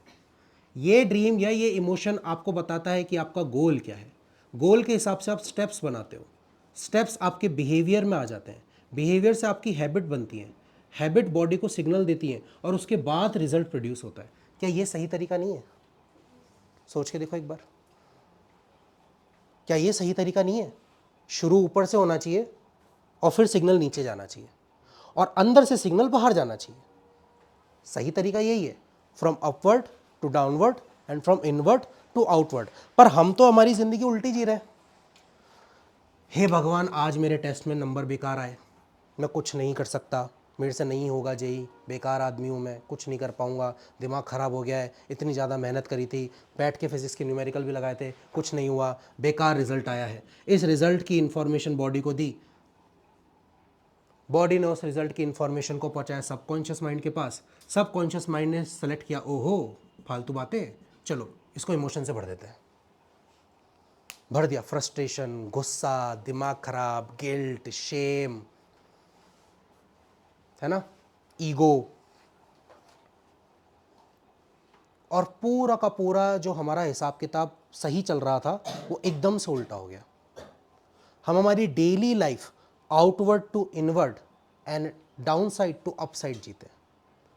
हमारा हर एक्शन, हर इमोशन, हर डिसीजन इस रिजल्ट पे डिपेंड करता है, जबकि ये तो लास्ट स्टेप होना चाहिए प्रोसेस का। सोचो एक बार, क्या ये लास्ट स्टेप नहीं होना चाहिए? अगर मेरा ये रिजल्ट मेरी बॉडी को ये सिग्नल दे रहा है कि इस पर्टिकुलर टाइम पे जो मेरे साथ हुआ है दिस इज नॉट राइट, ये सही नहीं था, मैंने थोड़ी सी मेहनत कम करी तो अब मैं उसके शेम में और गिल्ट में आ जाऊंगा, दोस्त मेरे ऊपर हंस दिए, क्या फालतू नंबर लेकर आया, तो उसकी शर्म आ जाएगी, घर पे मम्मी पापा ने डांट दिया, उसका गुस्सा और फ्रस्ट्रेशन आ जाएगा। ये सब चीज़ों की सारी इंफॉर्मेशन आती है हमारे हैबिट्स फॉर्मेशन में। घर वाले बोलते हैं ना, यार तुम बहुत चिड़चिड़े हो गए हो आजकल, क्योंकि हमारी हैबिट हो गई है डेली फ्रस्ट्रेट करने की। फिर उस फ्रस्ट्रेशन वाली हैबिट से हमारा बिहेवियर बन जाता है कि यार आदमी ही गुस्सैल है ना, घर वाले बोले यार इससे इस वक्त बात ही नहीं करनी। उस बिहेवियर से हमारे स्टेप्स चेंज हो जाते हैं। पढ़ना था, नहीं पढ़ना, हटाओ। एक बार करके देखा, नहीं हो रहा न्यूमेरिकल, हटाओ, नहीं पढ़नी फिजिक्स, नहीं पढ़नी मैथ्स, बेकार है, भाड़ में आन दो। दोस्त से बात करी, समझ ही नहीं रहा मेरी बात को, नहीं करनी, बात ही नहीं करनी आज के बाद इससे, भाड़ में जाइए। और उस स्टेप से हमारा गोल पता ही नहीं चलता कब चेंज हो जाता है, ये तो धुंधला होने लग जाता है, दिखता ही नहीं है फिर बाद में, क्योंकि इसकी तरफ तो दिमाग ही नहीं जा रहा है। कहाँ से सोचे हमारा दिमाग इस गोल के बारे में जब वो पूरा का पूरा इमोशंस के अंदर भरा हुआ है। क्योंकि हम जिंदगी किसके हिसाब से जी रहे हैं? सबकॉन्शियस माइंड के हिसाब से जी रहे हैं। सबकॉन्शियस माइंड ने हमारे दिमाग में एक सेट ऑफ प्रोग्राम क्रिएट कर रखा है जो बचपन से हमारे दिमाग में है, वही हमारा बिहेवियर सेट कर रहा है, वही हमारी हैबिट सेट कर रहा है, और इसी वजह से हमारे जो रिजल्ट हैं वो उसी के ऊपर डिपेंड कर रहे हैं। सोचो, ये सेट ऑफ प्रोग्राम तुम्हारी थिंकिंग को कंट्रोल करता है। इस सेट ऑफ प्रोग्राम से कंट्रोल होती है तुम्हारी थिंकिंग। इस सेट ऑफ प्रोग्राम से तुम्हारा कंट्रोल होता है टाइम कंज्यूमिंग। तुम अपना डेली टाइम किसको देने वाले हो? कई बार ऐसा नहीं होता कि हम पता ही नहीं चलता कि 2-2 3-3 घंटे हम मोबाइल स्क्रॉल कर रहे हैं। क्यों करते रह जाते हैं हम? क्योंकि हम उस हैबिट के स्लेव बन चुके हैं, पता ही नहीं चल रहा है। अगर कोई भी थोड़ी सी बात हो गई जिससे मेरा दिमाग खराब हुआ है तो तुरंत मेरा दिमाग उस चीज़ को बहाने की तरह लेगा, बोले यार आज नहीं पढ़ेंगे, आज थोड़ा मूड ख़राब है ना, आज मूड बहुत ज़्यादा ख़राब है, आज नहीं पढ़ेंगे। उसका रीज़न क्या है? मेरे दोस्त ने फालतू बात कर दी, मेरे टेस्ट में नंबर कम आ गए, मेरी मम्मी मुझसे लड़ ली, पापा ने मेरे को कुछ चीज़ नहीं दिलाई, ये मेरे पास बहाना बन गया। चलो अब एक काम करते हैं, छोड़ते हैं पढ़ाई, मूवी देखते हैं। I deserve this, I deserve this break. क्यों? क्योंकि मेरा मूड ख़राब है, इस वजह से। यही सेट ऑफ प्रोग्राम कई बार तुम्हारी क्रिएटिविटी कंट्रोल कर लेता है। यही सेट ऑफ प्रोग्राम तुम्हारे हैबिट्स, डेली एक्शंस को कंट्रोल कर रहा होता है। यही सेट ऑफ प्रोग्राम तुम्हारे कहीं ना कहीं जो तुम्हारे दिमाग में लॉजिक चल रहा है उसको कंट्रोल कर रहा होता है। यही सेट ऑफ प्रोग्राम तुम्हारे परसेप्शन को कंट्रोल कर रहा होता है और तुम्हारा नज़रिया एकदम से चेंज हो जाता है। सोच के देखो, हर चीज़ ये सेट ऑफ प्रोग्राम कंट्रोल करता है। अगर तुम्हें बचपन में किसी ने बोला था कि यार तू ड्राइंग अच्छी नहीं करता, तुमने माना, सुन लिया, क्योंकि सबकॉन्शियस माइंड तो कोई चीज़ रिजेक्ट नहीं कर सकता ना। उसके बाद तुमने कोशिश भी नहीं करी, कभी मौका मिला तो भी तुमने कोशिश नहीं करी। क्यों? क्योंकि किसी और ने तुम्हें बोला था कि तेरी ड्राइंग बेकार है और तुमने उस आइडिया को तुरंत एक्सेप्ट किया, और एक्सेप्ट करने के बाद अपने दिमाग में फिट कर लिया कि मेरी ड्राइंग अच्छी नहीं है, बस बात ख़त्म। अब मैं दोबारा कोशिश भी नहीं करूँगा उसको ठीक करने की। किसी ने मुझे बोला कि यार तू गुस्सा बहुत ज़्यादा करता है, ठीक है गुस्सा बहुत ज़्यादा करता हूँ, अब जब तुमने एक्सेप्ट कर ही लिया तो फिर मेरे इसको चेंज ही क्यों करूँ। किसी ने मेरे को बोला यू आर नॉट इंटेलिजेंट, तो उतना इंटेलिजेंट नहीं है, तेरे से जेई नहीं निकलेगा, और अंदर ही अंदर बैक ऑफ द माइंड में इस बात को मान के चल रहा हूँ कि यार मेरे से नहीं निकलेगा, मेरे से नहीं निकलेगा, मेरे से नहीं निकलेगा। अब क्योंकि मैं उन चीज़ों को मान करके चल रहा हूँ, क्योंकि वो चीज़ मैंने देखी थी या सुनी थी, लेकिन वो आउटसाइड वर्ल्ड की इन्फॉर्मेशन थी, पर मुझे ये बात नहीं पता, तो मेरा सबकॉन्शियस माइंड लगातार उस इमोशन को फील कर रहा है। ना मैं मेरी विल पावर का इस्तेमाल कर पा रहा हूँ कि नहीं मेरी इच्छा शक्ति उससे ज़्यादा बड़ी है, मुझे जेई करना है तो मुझे मेहनत करनी है। ना मैं मेरी मेमोरी का इस्तेमाल कर पा रहा हूँ कि यार पहले भी एक बार मैंने टेस्ट में ज़्यादा नंबर लेकर के आया था, उस वक्त मैंने मेहनत करी थी। असल में बात ये नहीं थी कि मैं कर सकता हूँ या नहीं कर सकता हूँ, ये कोई और डिसाइड करेगा, बात ये थी कि उस वक्त मैंने मेहनत करी थी। तो वो मेमोरी मुझे साफ साफ बता रही है कि अगर मैं इस चीज़ को डिसिप्लिन के साथ पढ़ूंगा तो मैं अच्छे रिजल्ट ले सकता हूँ, बट मेरी मेमोरी से मेरा कोई लेन देन ही नहीं हो पा रहा है ना। ना ही मेरे को रीज़न समझ में आ रहे हैं कि यार सामने वाले ने अगर मुझे ये बात बोली कि तू सच में जेई क्रैक नहीं कर सकता, तो उसका रीज़न क्या था? क्या वो खुद जेई क्रैक नहीं कर सकता था? क्या वो खुद इतना इंटेलिजेंट नहीं था? क्या उसे लग रहा था कि अगर मैंने कर लिया उसने नहीं कर लिया तो मैं उससे आगे निकल जाऊंगा? या कहीं हो सकता है उसको भी यही महसूस होता हो, उसका भी पैराडाइम यही हो, उसका भी बिलीव यही हो कि जेई नहीं हो पाएगा, यार बहुत मुश्किल है, महीने के 1 करोड़ नहीं कमा सकते, बहुत मुश्किल है, लोगों ने बोल दिया मेरे को डांस नहीं आता, बस नहीं आता नहीं आता, और सारी ज़िंदगी के लिए मेरे लिए वो एक प्रोग्राम बन के सेट हो जाएगा। सोचो, किसी और ने एक एक तार उठा करके तुम्हारी ज़िंदगी के चारों तरफ लगा दिए और तुम अब उस पिंजरे के अंदर कैद हो, और तुम्हें ये पता ही नहीं है कि वो पिंजरा किसी और का बनाया हुआ है, क्योंकि तुम्हें लगता है कि वो पिंजरा मेरा ही बनाया हुआ है। क्योंकि बचपन में सबकॉन्शियस माइंड किसी भी चीज़ को रिजेक्ट नहीं करता। बल्कि अगर यही चीज़ उल्टी हो जाए, तो अगर किसी ने मेरे को ये बोला कि यार तेरी ड्राइंग अच्छी नहीं है, अच्छा सुन लिया, बस इतना सा काम है इसका, इन्फॉर्मेशन ले ली, बस बात खत्म। अब डिसाइड मैं इनसे नहीं करूँगा, डिसाइड मैं इनसे करूँगा। विल पावर, क्या मेरी सच में इच्छा भी है ड्राइंग करने की? क्या मैं आर्टिस्ट बनना चाहता हूँ? अगर मैं आर्टिस्ट बनना चाहता हूँ तो मैं ड्राइंग की प्रैक्टिस करूँगा। अगर मुझे आर्टिस्ट नहीं बनना तो क्या ही फ़र्क पड़ता है कि मेरी ड्राइंग अच्छी है बेकार है? इस बात से मेरी ज़िंदगी पे कोई इफेक्ट पड़ता है क्या? नहीं पड़ता। मेरे को बायो अच्छी लगती है तो मुझे बायो आती है, मुझे मैथ्स का एक भी सम नहीं आता। इस पर्टिकुलर टाइम पे आप जितने लोग बैठे हो उन सबको मेरे से कई गुना ज़्यादा मैथ्स आती है, पर क्या इस बात से मेरी लाइफ पे कोई इफेक्ट पड़ता है? मेरा अपना विल पावर है ना यार, मेरी अपनी इच्छा है कि मुझे ये सब्जेक्ट पढ़ना है, मुझे ये सब्जेक्ट नहीं पढ़ना। तो जो चीज़ मैं करना ही नहीं चाहता, अगर मैं उस चीज़ में फेल हो गया तो मैं फेलियर थोड़ी कहलाऊंगा। मैंने तो मेरी रेस चूज ही नहीं करी थी, तुमने जबरदस्ती मेरे ऊपर थोपी थी।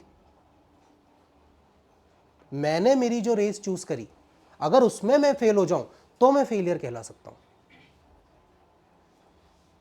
समझ पा रहे हो क्या? अगर मेरी ड्राइंग अच्छी नहीं है, मेमोरी, क्या पहले कभी मैंने करी की देखी थी क्या? क्या पहले कभी मैंने बचपन में कुछ आड़ी टेढ़ी लाइनें बनाई थी, किसी को पसंद आई थी? रीजन क्यों? क्यों करनी है मुझे ड्राइंग? क्या मिलेगा मुझे ड्राइंग करने से? इमेजिनेशन। क्या मैं इमेजिन कर भी पा रहा हूं कि मुझे ड्राइंग जो करनी है वो असल में क्या चित्र है, क्या बनाना है, उसके क्या कलर हैं, क्या शेप है, क्या साइज है, क्या स्ट्रक्चर है, क्या रेशियो है? अगर मैं ये चीज़ इमेजिन नहीं कर पा रहा तो पेपर पे कैसे उतारूंगा? और इंट्यूशन, अंदर से इच्छा ही नहीं हो रही, मन ही नहीं कर रहा कि चलो आज घर जाके ड्राइंग करते हैं। तो अगर ऐसी कंडीशन है कि यार मेरे ये जो 5 सेंसेस हैं ये ड्राइंग करने को लेकर के पूरी तरीके से आपस में सहमत नहीं है, तो ड्राइंग कर पाना या ना कर पाना मेरे लिए किसी भी तरीके का कोई भी इमोशन क्रिएट नहीं करना चाहिए। पर फिर भी हमें फील होता है ना? क्यों फील होता है? क्योंकि हमारी अंदर एक डिज़ायर है सबसे बेस्ट बनने की, और ये डिज़ायर जो है ना बेटा कि we want to be the best, ये जो डिज़ायर है कि I want to be the best, ये डिज़ायर इस आउटसाइड वर्ल्ड की इंफॉर्मेशन है कि आज नहीं तो कल तुम्हें बेस्ट बनना पड़ेगा वरना तुम सर्वाइव नहीं कर सकते। और बचपन में मैं सर्वाइव ही तो करना चाहता था, तो मेरे दिमाग में एक प्रोग्राम डाल दिया गया कि तुम्हें बेस्ट बनना पड़ेगा तभी तुम सर्वाइव कर पाओगे वरना तुम सर्वाइव ही नहीं कर पाओगे। तो अब मेरा ये सारा का सारा सर्वाइवल मेरे डिज़ायर के ऊपर शिफ्ट हो चुका है। मुझे भी नहीं पता कब हुआ, बिना ड्राइंग करे मैं सर्वाइव कर सकता हूँ ज़िंदगी में बड़े आराम से। बहुत सारे लोग हैं जिनको नहीं आती, पर अब मेरी डिज़ायर हो गई है कि नहीं यार मेरे को नहीं आती तो भी क्यों नहीं आती, क्या दिक्कत है, मेरे साथ ही ऐसा क्यों होता है, मैं ही क्यों नहीं कर पा रहा हूँ, वो तो कितनी अच्छी ड्राइंग कर रहा है। और ये चीज़ हर वक्त हमारे दिमाग में एक कंपैरिजन क्रिएट करती है और हमारी सेल्फ इमेज किसी और इंसान के सामने एकदम से नीचे हो जाती है।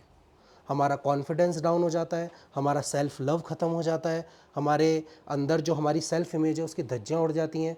हम ये बात किसी और से कह ही नहीं पाते क्योंकि हम खुद इस बात को समझ नहीं पाते। और जब हमारी ये सेल्फ इमेज हिलती है ना अंदर से, तो हम खुद अंदर से हिल जाते हैं। हमें ये समझ में नहीं आता कि हमें क्या करना चाहिए और क्या नहीं करना चाहिए।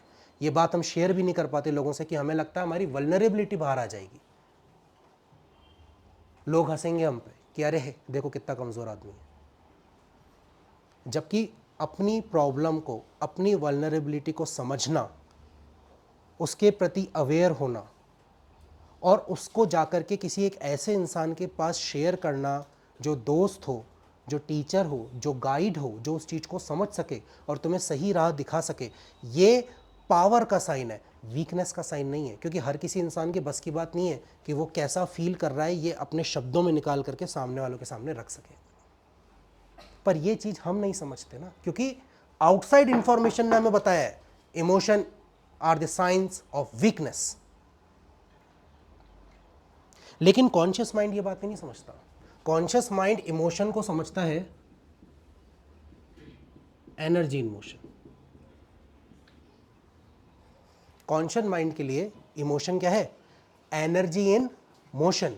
कॉन्शियस माइंड इस बात को समझता है कि emotion is nothing but energy in motion. मतलब मुझे गुस्सा आ रहा है तो चला भी जाएगा, मुझे हंसी आ रही है तो चली भी जाएगी, मुझे रोना आ रहा है तो चला भी जाएगा, अगर मैं थोड़ी देर के लिए अपने आप को स्टिल कर सकूं तो, थोड़ी सी देर के लिए। इमोशंस बहुत पावरफुल टूल है अगर आप उसे कंट्रोल कर सको तो, पर दुनिया का सबसे गंदा, बुरा और खतरनाक एनिमी है अगर आप उसके कंट्रोल में हो तो। अगर आप इमोशंस के कंट्रोल में हो अपने, तो इसका मतलब यह है कि आप इन 5 सेंसेस के हिसाब से अपनी ज़िंदगी जी रहे हो, और कोई भी आउटसाइड वर्ल्ड का कैसा भी इंसान, कोई भी आइडिया, कोई भी इंफॉर्मेशन, जब चाहे, जिस पर्टिकुलर टाइम चाहे तुम्हें कैसा फील कराना है वो डिसाइड कर सकता है। बट असल में अगर हमारे एक्शन रिएक्शंस के ऊपर बेस्ड ना हो और हमारे खुद की थिंकिंग एबिलिटी के ऊपर बेस्ड हो, तो कितना अच्छा होगा ना। सोच के देखो एक बार। चलो अपन एक बहुत सिंपल सी एक छोटी सी एक्सरसाइज करते हैं।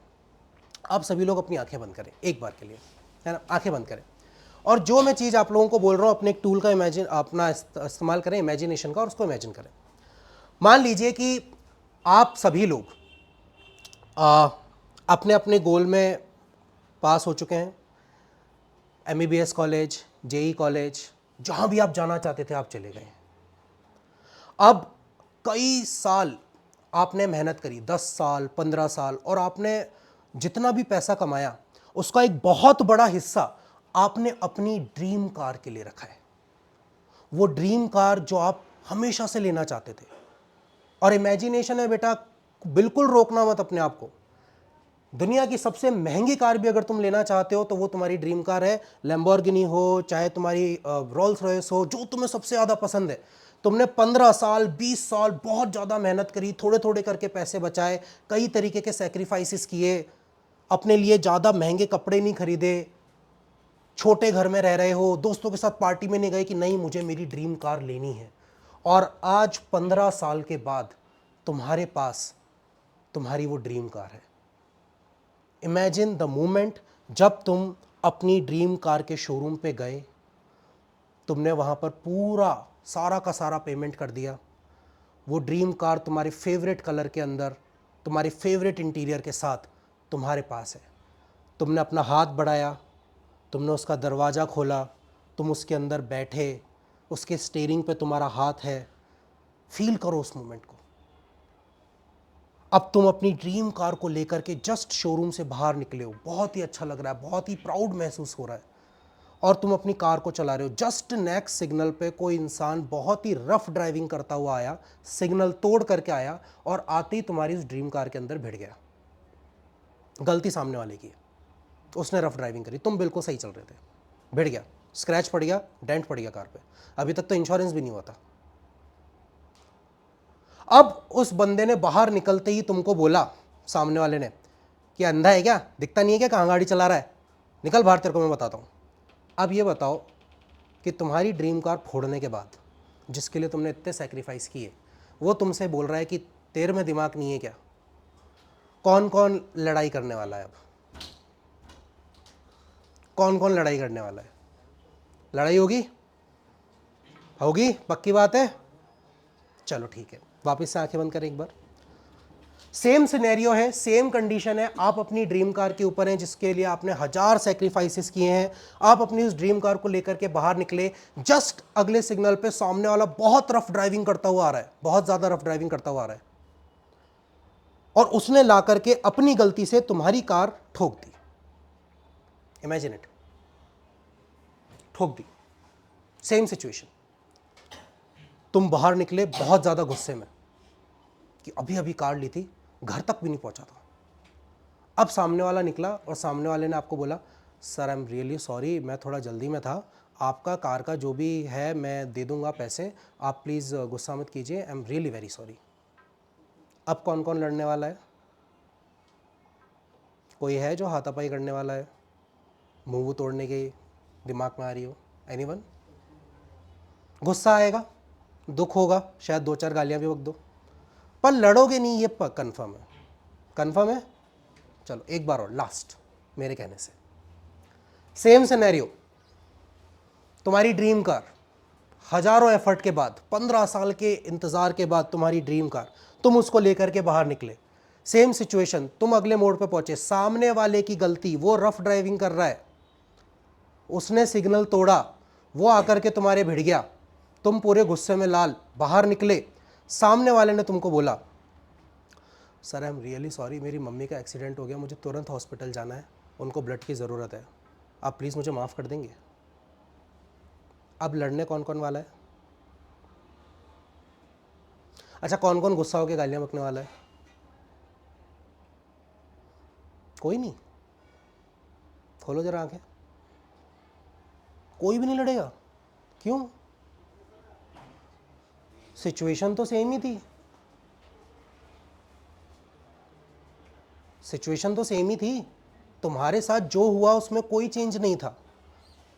तीनों सिचुएशन में सामने वाले ने तुमसे क्या बोला बाहर निकल करके, उस बात पे डिसाइड किया तुमने कि मैं इसका खून कर दूंगा, या मैं इससे लड़ूंगा, या मैं इसको कुछ नहीं बोलूंगा, और हो सकता है लास्ट सिचुएशन में तो तुम उसकी मदद भी कर दो। पॉसिबल है। रिएक्शन चेंज कैसे हो गया? रीज़न की वजह से, है ना। असल में ये रिएक्शन इसलिए चेंज हुआ क्योंकि अभी जो सारे के सारे रिएक्शन तुमने लिए थे तीनों कंडीशन के अंदर, वो इस बात पे लिए थे कि आउटसाइड इन्फॉर्मेशन से या आउटसाइड वर्ल्ड से तुम्हारे पास क्या इन्फॉर्मेशन पहुंच रही है। पर खुद सोचो, क्या उन तीनों सिचुएशन में एक्शन लेने की ताकत तुम्हारे हाथ में नहीं थी? थी। हर वक्त तुम्हारे हाथ में थी। भले ही सिचुएशन कितनी भी खराब हो और कितनी भी बेकार हो या कितनी भी अच्छी हो, सामने वाले का जो मर्जी या एक्शन हो, तुम्हें क्या रिएक्शन देना था वो हर वक्त तुम्हारे हाथ में था। लेकिन स्टिल तुमने तीनों बार हर अलग अलग रिएक्शन दिया। क्यों? क्योंकि हमारा रिएक्शन एक्शंस पे डिपेंड करता है। और यार, अगर हमारा रिएक्शन एक्शंस पे डिपेंड करता हो तो फिर बात तो घूम फिर करके वही आ गई। बात तो घूम फिर करके वही आ गई। लेकिन जहां हम लोगों ने बात की रीजन की, हो सकता है अगर सामने वाले ने पहली सिचुएशन में जब आकर के मेरे से लड़ाई करी हो, मैं उसको पीछे करके बोला हूँ तो सीधा सीधा ये बता कि तेज क्यों जा रहा था। क्या पता शायद वो पहली बार में मुझे ये बात बता देता कि एक्सीडेंट हुआ है, मुझे जाना है। हो सकता है फ्रस्ट्रेशन में ना बताया उसने। भाई यही तो होता है ना। अगर तुम्हें सुना कि भाई मेरे किसी घर वाले का एक्सीडेंट हो गया, तुम तेज गाड़ी चला करके जाओगे? अगर तुम किसी से भिड़ गए तो तुम उसी के ऊपर तो गुस्सा उतारोगे। अंधा है क्या? समझ में नहीं आ रहा तेरे को? दिख नहीं रहा मैं जल्दी जा रहा हूँ? उसे क्या पता कि तुम जल्दी क्यों जा रहे हो। Every person fights their own battle, जो कई बार हमें दिखती हैं और 99% टाइम हमें नहीं दिखती है। पर हम क्या बिहेवियर रखते हैं, हम क्या सोचते हैं, हम क्या करते हैं, हम क्या बोलते हैं, किस पर्टिकुलर टाइम पे हम क्या एक्शन लेते हैं, वो हर वक्त हर एक सेकंड हमारे कंट्रोल में रहता है। बट अगर तुम पैराडाइम्स के हिसाब से चल रहे हो तो भूल जाओ फिर कंट्रोल। अगर तुम्हें ये लगता है कि तुम नहीं कर सकते, सही लगता है, नहीं कर पाओगे। अगर तुम्हें ये लगता है कि तुम कर सकते हो, सही लगता है, कर लोगे। ये पैराडाइम्स हर वक्त तुम्हारी हर एक छोटी से छोटी हैबिट, छोटे से छोटे एक्शन को कंट्रोल करेंगे। किसी ने बचपन में ये बोल दिया कि तू अच्छा नहीं दिखता, तो अब मेरी आदत हो गई है उस चीज़ को ठीक करने की। किसी ने बचपन में मेरे को ऐसा बोला, किसी ने वैसा बोला, किसी ने ये इमेज दी, किसी ने वो इमेज दी, किसी ने बोला हम इंडियन है, हमें लड़ना है, कोई बाहर वाला इंसान बोल दिया इंडिया बेकार कंट्री है, हम लड़ने को तैयार हो जाएंगे। किसी ने बोल दिया तुम्हारा रिलीजन खराब है, हम लड़ने को रेडी हो जाएंगे, बिल्कुल तैयार हैं हम। भले ही हमारे खुद की बॉडी का नुकसान हो जाए, but we are ready to fight, है ना। तैयार हैं बिल्कुल उस चीज़ को लड़ने के लिए। पर क्या उन सब चीज़ों से पहले हम सिर्फ एक इंसान नहीं है? क्या हमारे अंदर ये सेल्फ कॉन्शियसनेस नहीं है कि हम जिस तरह से चीज़ों को फील कर रहे हैं, सामने वाला भी तो फील कर रहा है? क्या थोड़ी देर के लिए हम अपने आप का जो ये आप बोल सकते हो एंटिटी है कि मैं ये बॉडी हूँ, बस बस बात खत्म। इस बॉडी को जो अच्छा लग रहा है मुझे अच्छा लग रहा है, इस बॉडी को जो बेकार लग रहा है मुझे बेकार लग रहा है। थोड़ी देर के लिए अपने आप को इस बॉडी से साइड में निकाल करके देखूं तो मुझे पता चलेगा कि यार, कल जो मैंने मम्मी से बात की थी, जिस तरीके से बात की थी और जितने गुस्से में बात की थी, असल में मुझे करनी नहीं चाहिए थी। और बाद में आकर के इसी चीज़ का शेम और गिल्ट महसूस होता है ना तुम्हें, जब अपने रूम में जाते हो तो, कि यार ऐसे नहीं बोलना चाहिए था यार, कुछ भी हो। पर उस पर्टिकुलर टाइम पे क्या हो गया था? क्योंकि उस पर्टिकुलर टाइम पे हम हमारे इमोशंस के हिसाब से ले रहे थे। डिसीजंस। ना हम हमारे रीज़न के हिसाब से ले रहे थे, ना हमारे लॉजिक के हिसाब से ले रहे थे, ना इंटेलेक्ट के हिसाब से ले रहे थे, किसी के हिसाब से ले रहे थे। ये जो हमारा सबकॉन्शियस माइंड है ना, इसे डिसिप्लिन का कंसेप्ट समझ में नहीं आता, क्योंकि ये हर वक्त सिर्फ खुश रहना चाहता है, इसको हर वक्त सिर्फ कंफर्ट चाहिए। जिस वक्त कंफर्टेबल हमारी कंडीशंस हट जाती हैं, सबकॉन्शियस माइंड अचानक से पैनिक मोड में आ जाता है। तुमसे अगर फिजिक्स के 10 न्यूमेरिकल हो रहे हैं, तुम फिजिक्स पढ़ना पसंद करोगे। तुमसे फिजिक्स का एक न्यूमेरिकल नहीं हो रहा, तुम फिजिक्स पढ़ना ही पसंद नहीं करोगे। जबकि तुम्हारे कॉन्शियस माइंड को पता है कि अगर मेरे से फिजिक्स नहीं हो रही तो मुझे सबसे ज़्यादा मेहनत उसी पे करनी चाहिए, लेकिन तुम्हारा सबकॉन्शियस माइंड बोलेगा नहीं, this is not our comfort zone, ये नहीं करते हैं। वो सब्जेक्ट उठाते हैं जिसमें हम ऑलरेडी अच्छे हैं। इससे एक सेल्फ सेंस मिलता है, एक झूठा सेल्फ सेंस कि हाँ यार पढ़ाई हो रही है। लेकिन जब एग्जाम होगा तो उसमें तो फिजिक्स भी आएगी ना यार, तब क्या करोगे? फिर ब्लेम भी फिजिक्स को ही देंगे कि वो इतनी टफ है ना। अचानक से हमारी सारी की सारी चीज़ें आउटसाइड वर्ल्ड के ऊपर डिपेंड कर जाती हैं, हमारे एक्शंस, हमारे रिएक्शंस, हम क्या कर रहे हैं क्या नहीं कर रहे हैं, और ब्लेम भी आउटसाइड वर्ल्ड के ऊपर चला जाता है। पर हम कभी अपने आप के साथ ट्रूली ये बात नहीं करते कि यार सचमुच उस पर्टिकुलर सिचुएशन में क्या मैंने मेरा बेस्ट दिया,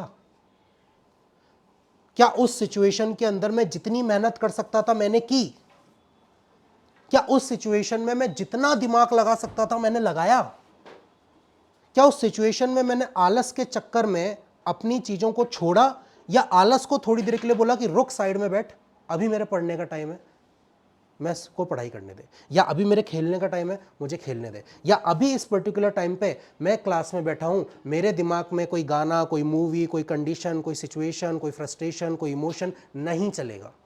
इस पर्टिकुलर टाइम पे I am present in this particular moment, और मैं सिर्फ इस मोमेंट के बारे में सोचूंगा, क्योंकि पास्ट तो एग्जिस्ट ही नहीं करता, फ्यूचर अभी तक एग्जिस्ट नहीं करता, एग्जिस्ट तो सिर्फ प्रेजेंट करता है। प्रेजेंट कंडीशन में तुम्हारा एग्जाम नहीं हुआ है, अब तुम कितनी ही फेक सिनेरियो बना लो कि एग्जाम होगा तो ये हो जाएगा, एग्जाम नहीं होगा तो ये होगा, उससे कोई फर्क नहीं पड़ेगा। तुम कितना ही पास्ट की एक पर्टिकुलर मेमोरी को लेकर के रोते रहो कि यार ऐसा हुआ था इस वक्त, इस वजह से मैं आज ऐसा हूं, मेरे साथ वैसा हुआ था इस वजह से आज मेरी ये कंडीशन है ना। बट उन चीज़ों को छोड़ना सच में बेटा तुम्हारे हाथ में है, और ये बहुत आसान है। इसको समझाने के लिए ना मैं तुमको एक बहुत प्यारी सी, एक सिंपल सी, एक छोटी सी स्टोरी सुनाता हूँ। एक बार की बात है कि दो साधु, है ना, साधु समझते हो, सेंट्स, तो वो एक सिटी से दूसरे सिटी, दूसरे सिटी से तीसरे सिटी जाते रहते हैं, है ना, घूमते रहते हैं भगवान का नाम लेते लेते। और उनके कुछ रूल्स होते हैं, जैसे उनका क्या है कि सुबह 8 बजे से लेकर के रात को 8 बजे तक वो मौन व्रत में रहेंगे, आपस में बात नहीं करेंगे। दूसरा रूल है कि किसी भी तरीके की कोई भी कंडीशन हो, उन्हें किसी स्त्री को, किसी फीमेल को टच नहीं करना है ना, वो उस चीज़ को दूर रखना चाहते हैं। ठीक है, बहुत बढ़िया। अब वो दोनों के दोनों जा रहे थे, सुबह 8 बजे उन्होंने अपना मौन व्रत धारण किया और अपना चलना शुरू किया। 10-11 बजे के आसपास वो एक नदी के पास पहुँचे, और एक नदी के साइड में उन्होंने देखा कि एक बूढ़ी अम्मा है जिनको नदी पार करनी है, पर वो कर नहीं पा रही हैं, वो तैर के कर नहीं पा रही हैं। तो उन्होंने उन दोनों साधुओं से मदद मांगी कि क्या आप में से कोई मुझे नदी पार कर देगा। एक ने मना कर दिया, दूसरे ने बोला ठीक है, नो प्रॉब्लम, आइए बैठिए, मेरे पीठ पे बैठ जाइए, मैं आपको नदी पार कराता हूँ। बहुत बढ़िया, उसने नदी पार कराई। दूसरे ने कुछ नहीं बोला क्योंकि मौन व्रत था। 11 बजे उन्होंने नदी पार करनी शुरू करी, 11:30 बजे तक उन्होंने नदी पार कर ली। अब 11:30 बजे के बाद नदी के पार वो बूढ़ी अम्मा ने बोला ठीक है, धन्यवाद आपका बहुत बहुत। साधुओं ने भी ठीक है नमस्ते किया, कुछ बोला तो नहीं, मौन व्रत था। वो अपने अपने रास्ते चल दिए, चलते गए चलते गए चलते गए चलते गए चलते गए चलते गए, एक दूसरे गांव में पहुंचे। पूरा दिन चलते चलते चलते रात को उन्होंने मौन व्रत तोड़ा। अब जो साधु जिसने मना किया था, उसने दूसरे वाले को बोला कि यार कुछ भी हो, भले ही तूने मदद की थी, कुछ भी हो, तुझे उनको छूना नहीं चाहिए था। देयर इज़ अ रूल कि हमें फीमेल को टच नहीं करना है। कुछ भी हो, तुझे उनकी मदद ठीक है तूने करी, बट छूना नहीं चाहिए था, है ना, इससे हमारी तपस्या खराब हो गई। तो पहले वाले ने उसको पता है क्या बोला कि तुम अभी तक उसको लेके घूम रहे हो, मैं तो उनको नदी के पार ही छोड़ आया था।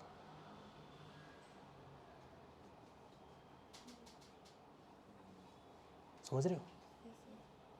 वो अपने दिमाग में उस लेडी को तब से लेकर के रात को 8 बजे तक रख के बैठा था, जबकि पहले वाले ने उस काम को किया, असल में उसको टच किया और नदी के पार छोड़ करके, सब कुछ छोड़ करके वो अपना आगे बढ़ गया।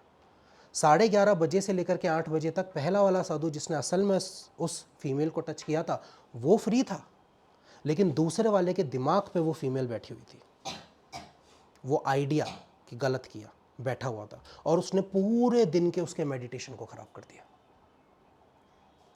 पास्ट फ्यूचर छोड़ देना है, प्रेजेंट में ध्यान लगाना है, और इस बात को समझना है कि क्योंकि बेटा ये जो पैराडाइम्स होते हैं ना, आप इस पैराडाइम के बिना ज़िंदगी नहीं जी सकते, ये सच है। Paradigm is true, completely true. एक इंसान का अपना पैराडाइम होता है, एक फैमिली का अपना पैराडाइम होता है, एक रिलीजन का अपना पैराडाइम होता है, एक स्टेट का अपना पैराडाइम होता है, एक कंट्री का अपना पैराडाइम होता है।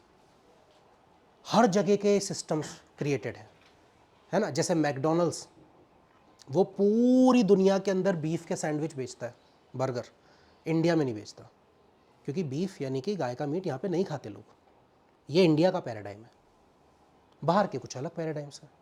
यहाँ पे जो चीज़ सही मानी जाती है हो सकता है बाहर गलत मानी जाती हो, बाहर जो चीज़ सही मानी जाती हो सकता है यहाँ गलत मानी जाती हो। तो अपने अपने पैराडाइम्स होते हैं, अपने अपने सेट ऑफ बिलीफ्स होते हैं। आप इसके बिना ज़िंदगी नहीं जी सकते, लेकिन आप इसे चेंज जरूर कर सकते हैं। तो जब भी आपको ऐसा लगता है कि मेरे से नहीं होगा, this is who I am, I can't do this, I am unable to do this, इसका मतलब ये आप नहीं बोल रहे हो, ये आपका पैराडाइम बोल रहा है। आप क्या हो? अगर मैं आपसे पूछूं हु आर यू, तो हु आर यू का सिंपल सा, एक बहुत ही सिंपल और एक बहुत ही छोटा सा आंसर है बेटा, आई एम अ लाइफ। मैं एक जिंदगी हूं जिसके सामने लगातार अलग अलग चॉइसेस आएंगे, और मैं अलग अलग तरीके की चॉइसेस लेता रहूँगा या लेती रहूँगी, और उसके हिसाब से मेरी ज़िंदगी चेंज होती रहेगी। Change is the only constant in life. और लाइफ एक इतनी सुंदर चीज़ है जिसका कोई अपोजिट नहीं है। अपोजिट वर्ड जानते हो? उल्टा। राइट का होता है, राइट का होता है अप का, नाइट का, लाइफ का, डेथ नहीं, डेथ तो बर्थ का अपोजिट होता है, लाइफ का कोई अपोजिट नहीं है। लाइफ इन्फिनिट है। और what is truly yours? I have my own consciousness. Subconscious भी मेरा नहीं है, वो तो उस इंफॉर्मेशन का पूरा एक बड़ा सा गठरा है जो मुझे बाहर से मिली है। सही हो सकती है, गलत हो सकती है, लेकिन मेरा खुद का क्या है? मेरा खुद का कॉन्शियसनेस है, सेल्फ कॉन्शियसनेस। मैं डिसाइड कर सकता हूँ, मैं समझ सकता हूँ, मैं देख सकता हूँ, मैं सुन सकता हूँ, मैं सारी चीज़ों को एनालाइज कर सकता हूँ। अगली बार किसी भी तरीके का कोई डिसीजन लो तो उसको डिसिप्लिन के साथ लो। डिसिप्लिन का सिंपल सा मतलब ये होता है कि आप अपने आप को एक ऑर्डर देते हो और उसे फुलफिल भी करते हो। The ability to give our self order and follow it, nothing else. This is clear cut raw discipline. पर अगर आप अपने आप को ये सिग्नल दे रहे हो कि नहीं मुझे सुबह 6 बजे उठना है, फिर भी नहीं उठ पा रहे हो, है ना, 5:30 हो गई, मन नहीं कर रहा है, छोड़ते हैं, 6:15 हो गई, अरे यार अब तो वैसे ही 15 मिनट तो हो ही गया, छोड़ो भाड़ में जान दो। ये पैराडाइम्स, ये आपका ब्रेन जो हर वक्त आपको छोटे छोटे छोटे छोटे बहाने देता है कि यार छोड़ना, कंफर्ट जोन में रहता है, क्या ही बाहर निकलना, क्या ही ग्रोथ करनी। पर खुद सोच के देखो, जब कोई ऐसा काम करते हो जो तुमने ये सोचा था कि तुम नहीं कर पाओगे, उसके बाद कैसी फीलिंग आती है? जब तुम्हें ये लगा था कि तुम्हें तैरना नहीं आता और तुम तैरना सीख जाते हो, तो कैसी फीलिंग आती है? जब एक न्यूमेरिकल पे तुम अटक गए थे और उस न्यूमेरिकल को कंप्लीट कर लेते हो, तो कैसी फीलिंग आती है? ये ही फीलिंग तुम्हारी लाइफ को पर्पसफुल बनाती है। अगर तुम वही चीज़ें डेली करते रहोगे तो फिर तुम्हारे और मशीन के अंदर डिफरेंस क्या रहा? एक लाइफ का मतलब है कि तुम अडेप्ट कर सकते हो, तुम सीख सकते हो, भरोसा करो खुद पे। You are unique in your own self. आपको किसी से कंपेयर करने की ज़रूरत नहीं, because you are not better than anybody, at the same time you are not less than anybody. किसी से कंपेयर करना ही नहीं है, क्योंकि हर एक की ज़िंदगी का क्वेश्चन पेपर अलग है। तुम किसी और की ज़िंदगी से आंसर कॉपी करोगे, तुम्हारा क्वेश्चन अलग है यार, तुम्हारा आंसर गलत ही होगा। हो सकता है सामने वाले के लिए मैथ्स ईजी हो, तुम्हारे लिए मैथ्स हार्ड हो, तो तुम उसके हथकंडे नहीं अपना सकते अपनी ज़िंदगी में। बहुत सिंपल सी बात है। अपनी ज़िंदगी को थोड़ी सी इंपॉर्टेंस देना शुरू करो, अपने आप को, अपने कॉन्शियस माइंड को थोड़ी सी इंपॉर्टेंस देना शुरू करो। बिना कंपैरिजन के, बिना फिल्टर के अपने आप को समझना शुरू करो। पैराडाइम्स को कैसे चेंज करते हैं ये मैं रीलर्निंग सेशन में बताऊंगा, पर आज के अनलर्निंग सेशन में मैं आपको ये बताना चाहता था कि देयर आर सर्टेन थिंग्स जो आपको पता नहीं है और सेट ऑफ प्रोग्राम में आपके दिमाग में फिट हो चुकी हैं और डेली आप उन्हीं तरीके की हैबिट्स को करते रहते हो, उसे अनलर्न करने की बारी आ चुकी है।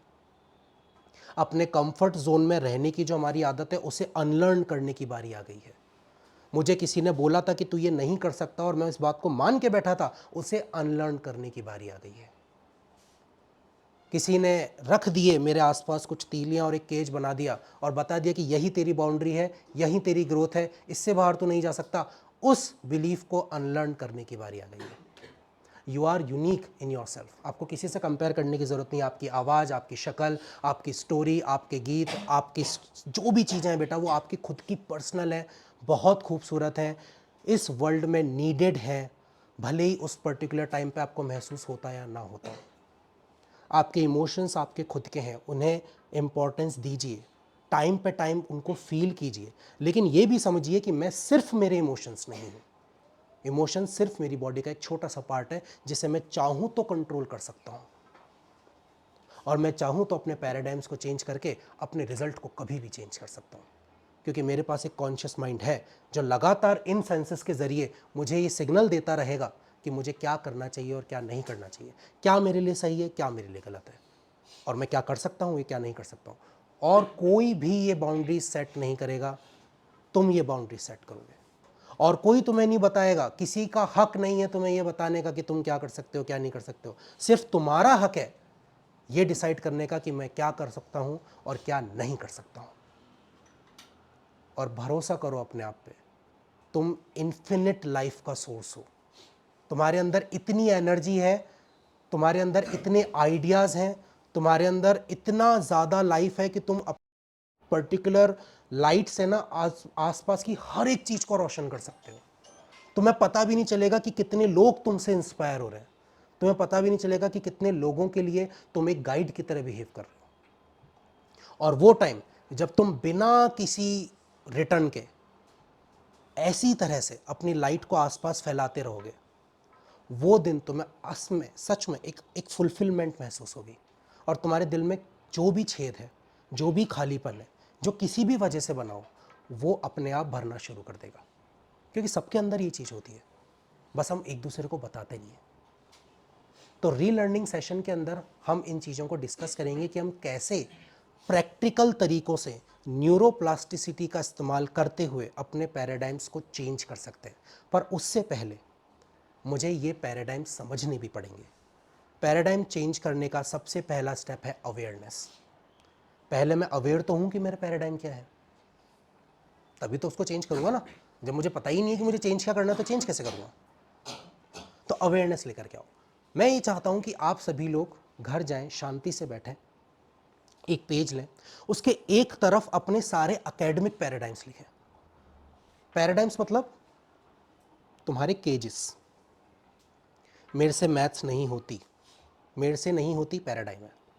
मैं फिजिक्स के न्यूमेरिकल नहीं कर पाता, मैं नहीं कर पाता पैराडाइम। अब उसके बीच में जो भी आ रहा है, मेरे से केमिस्ट्री याद नहीं होती, कितनी ही कोशिश कर लूँ मुझे एग्जाम्पल याद नहीं रहते, कितना ही ट्राई कर लूँ 2 घंटे से ज़्यादा बैठ नहीं पाता, मैं नहीं कर पाता, मेरे से नहीं होता, ये सब पैराडाइम्स हैं।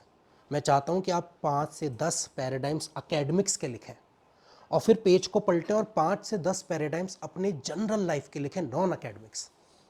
हर वो रिजल्ट जो आप चेंज करना चाहते हो अपने बारे में, कैसे करते हैं वो रीलर्निंग सेशन के अंदर सिखाऊंगा। There are practical ways, proven ways. ऐसे नहीं कि मैं आपको सिर्फ मोटिवेट करके भेज दूंगा, आपको यही नहीं पता घर जाके करना क्या है ना। क्योंकि मोटिवेशन दुनिया का सबसे बड़ा टाइम वेस्ट है।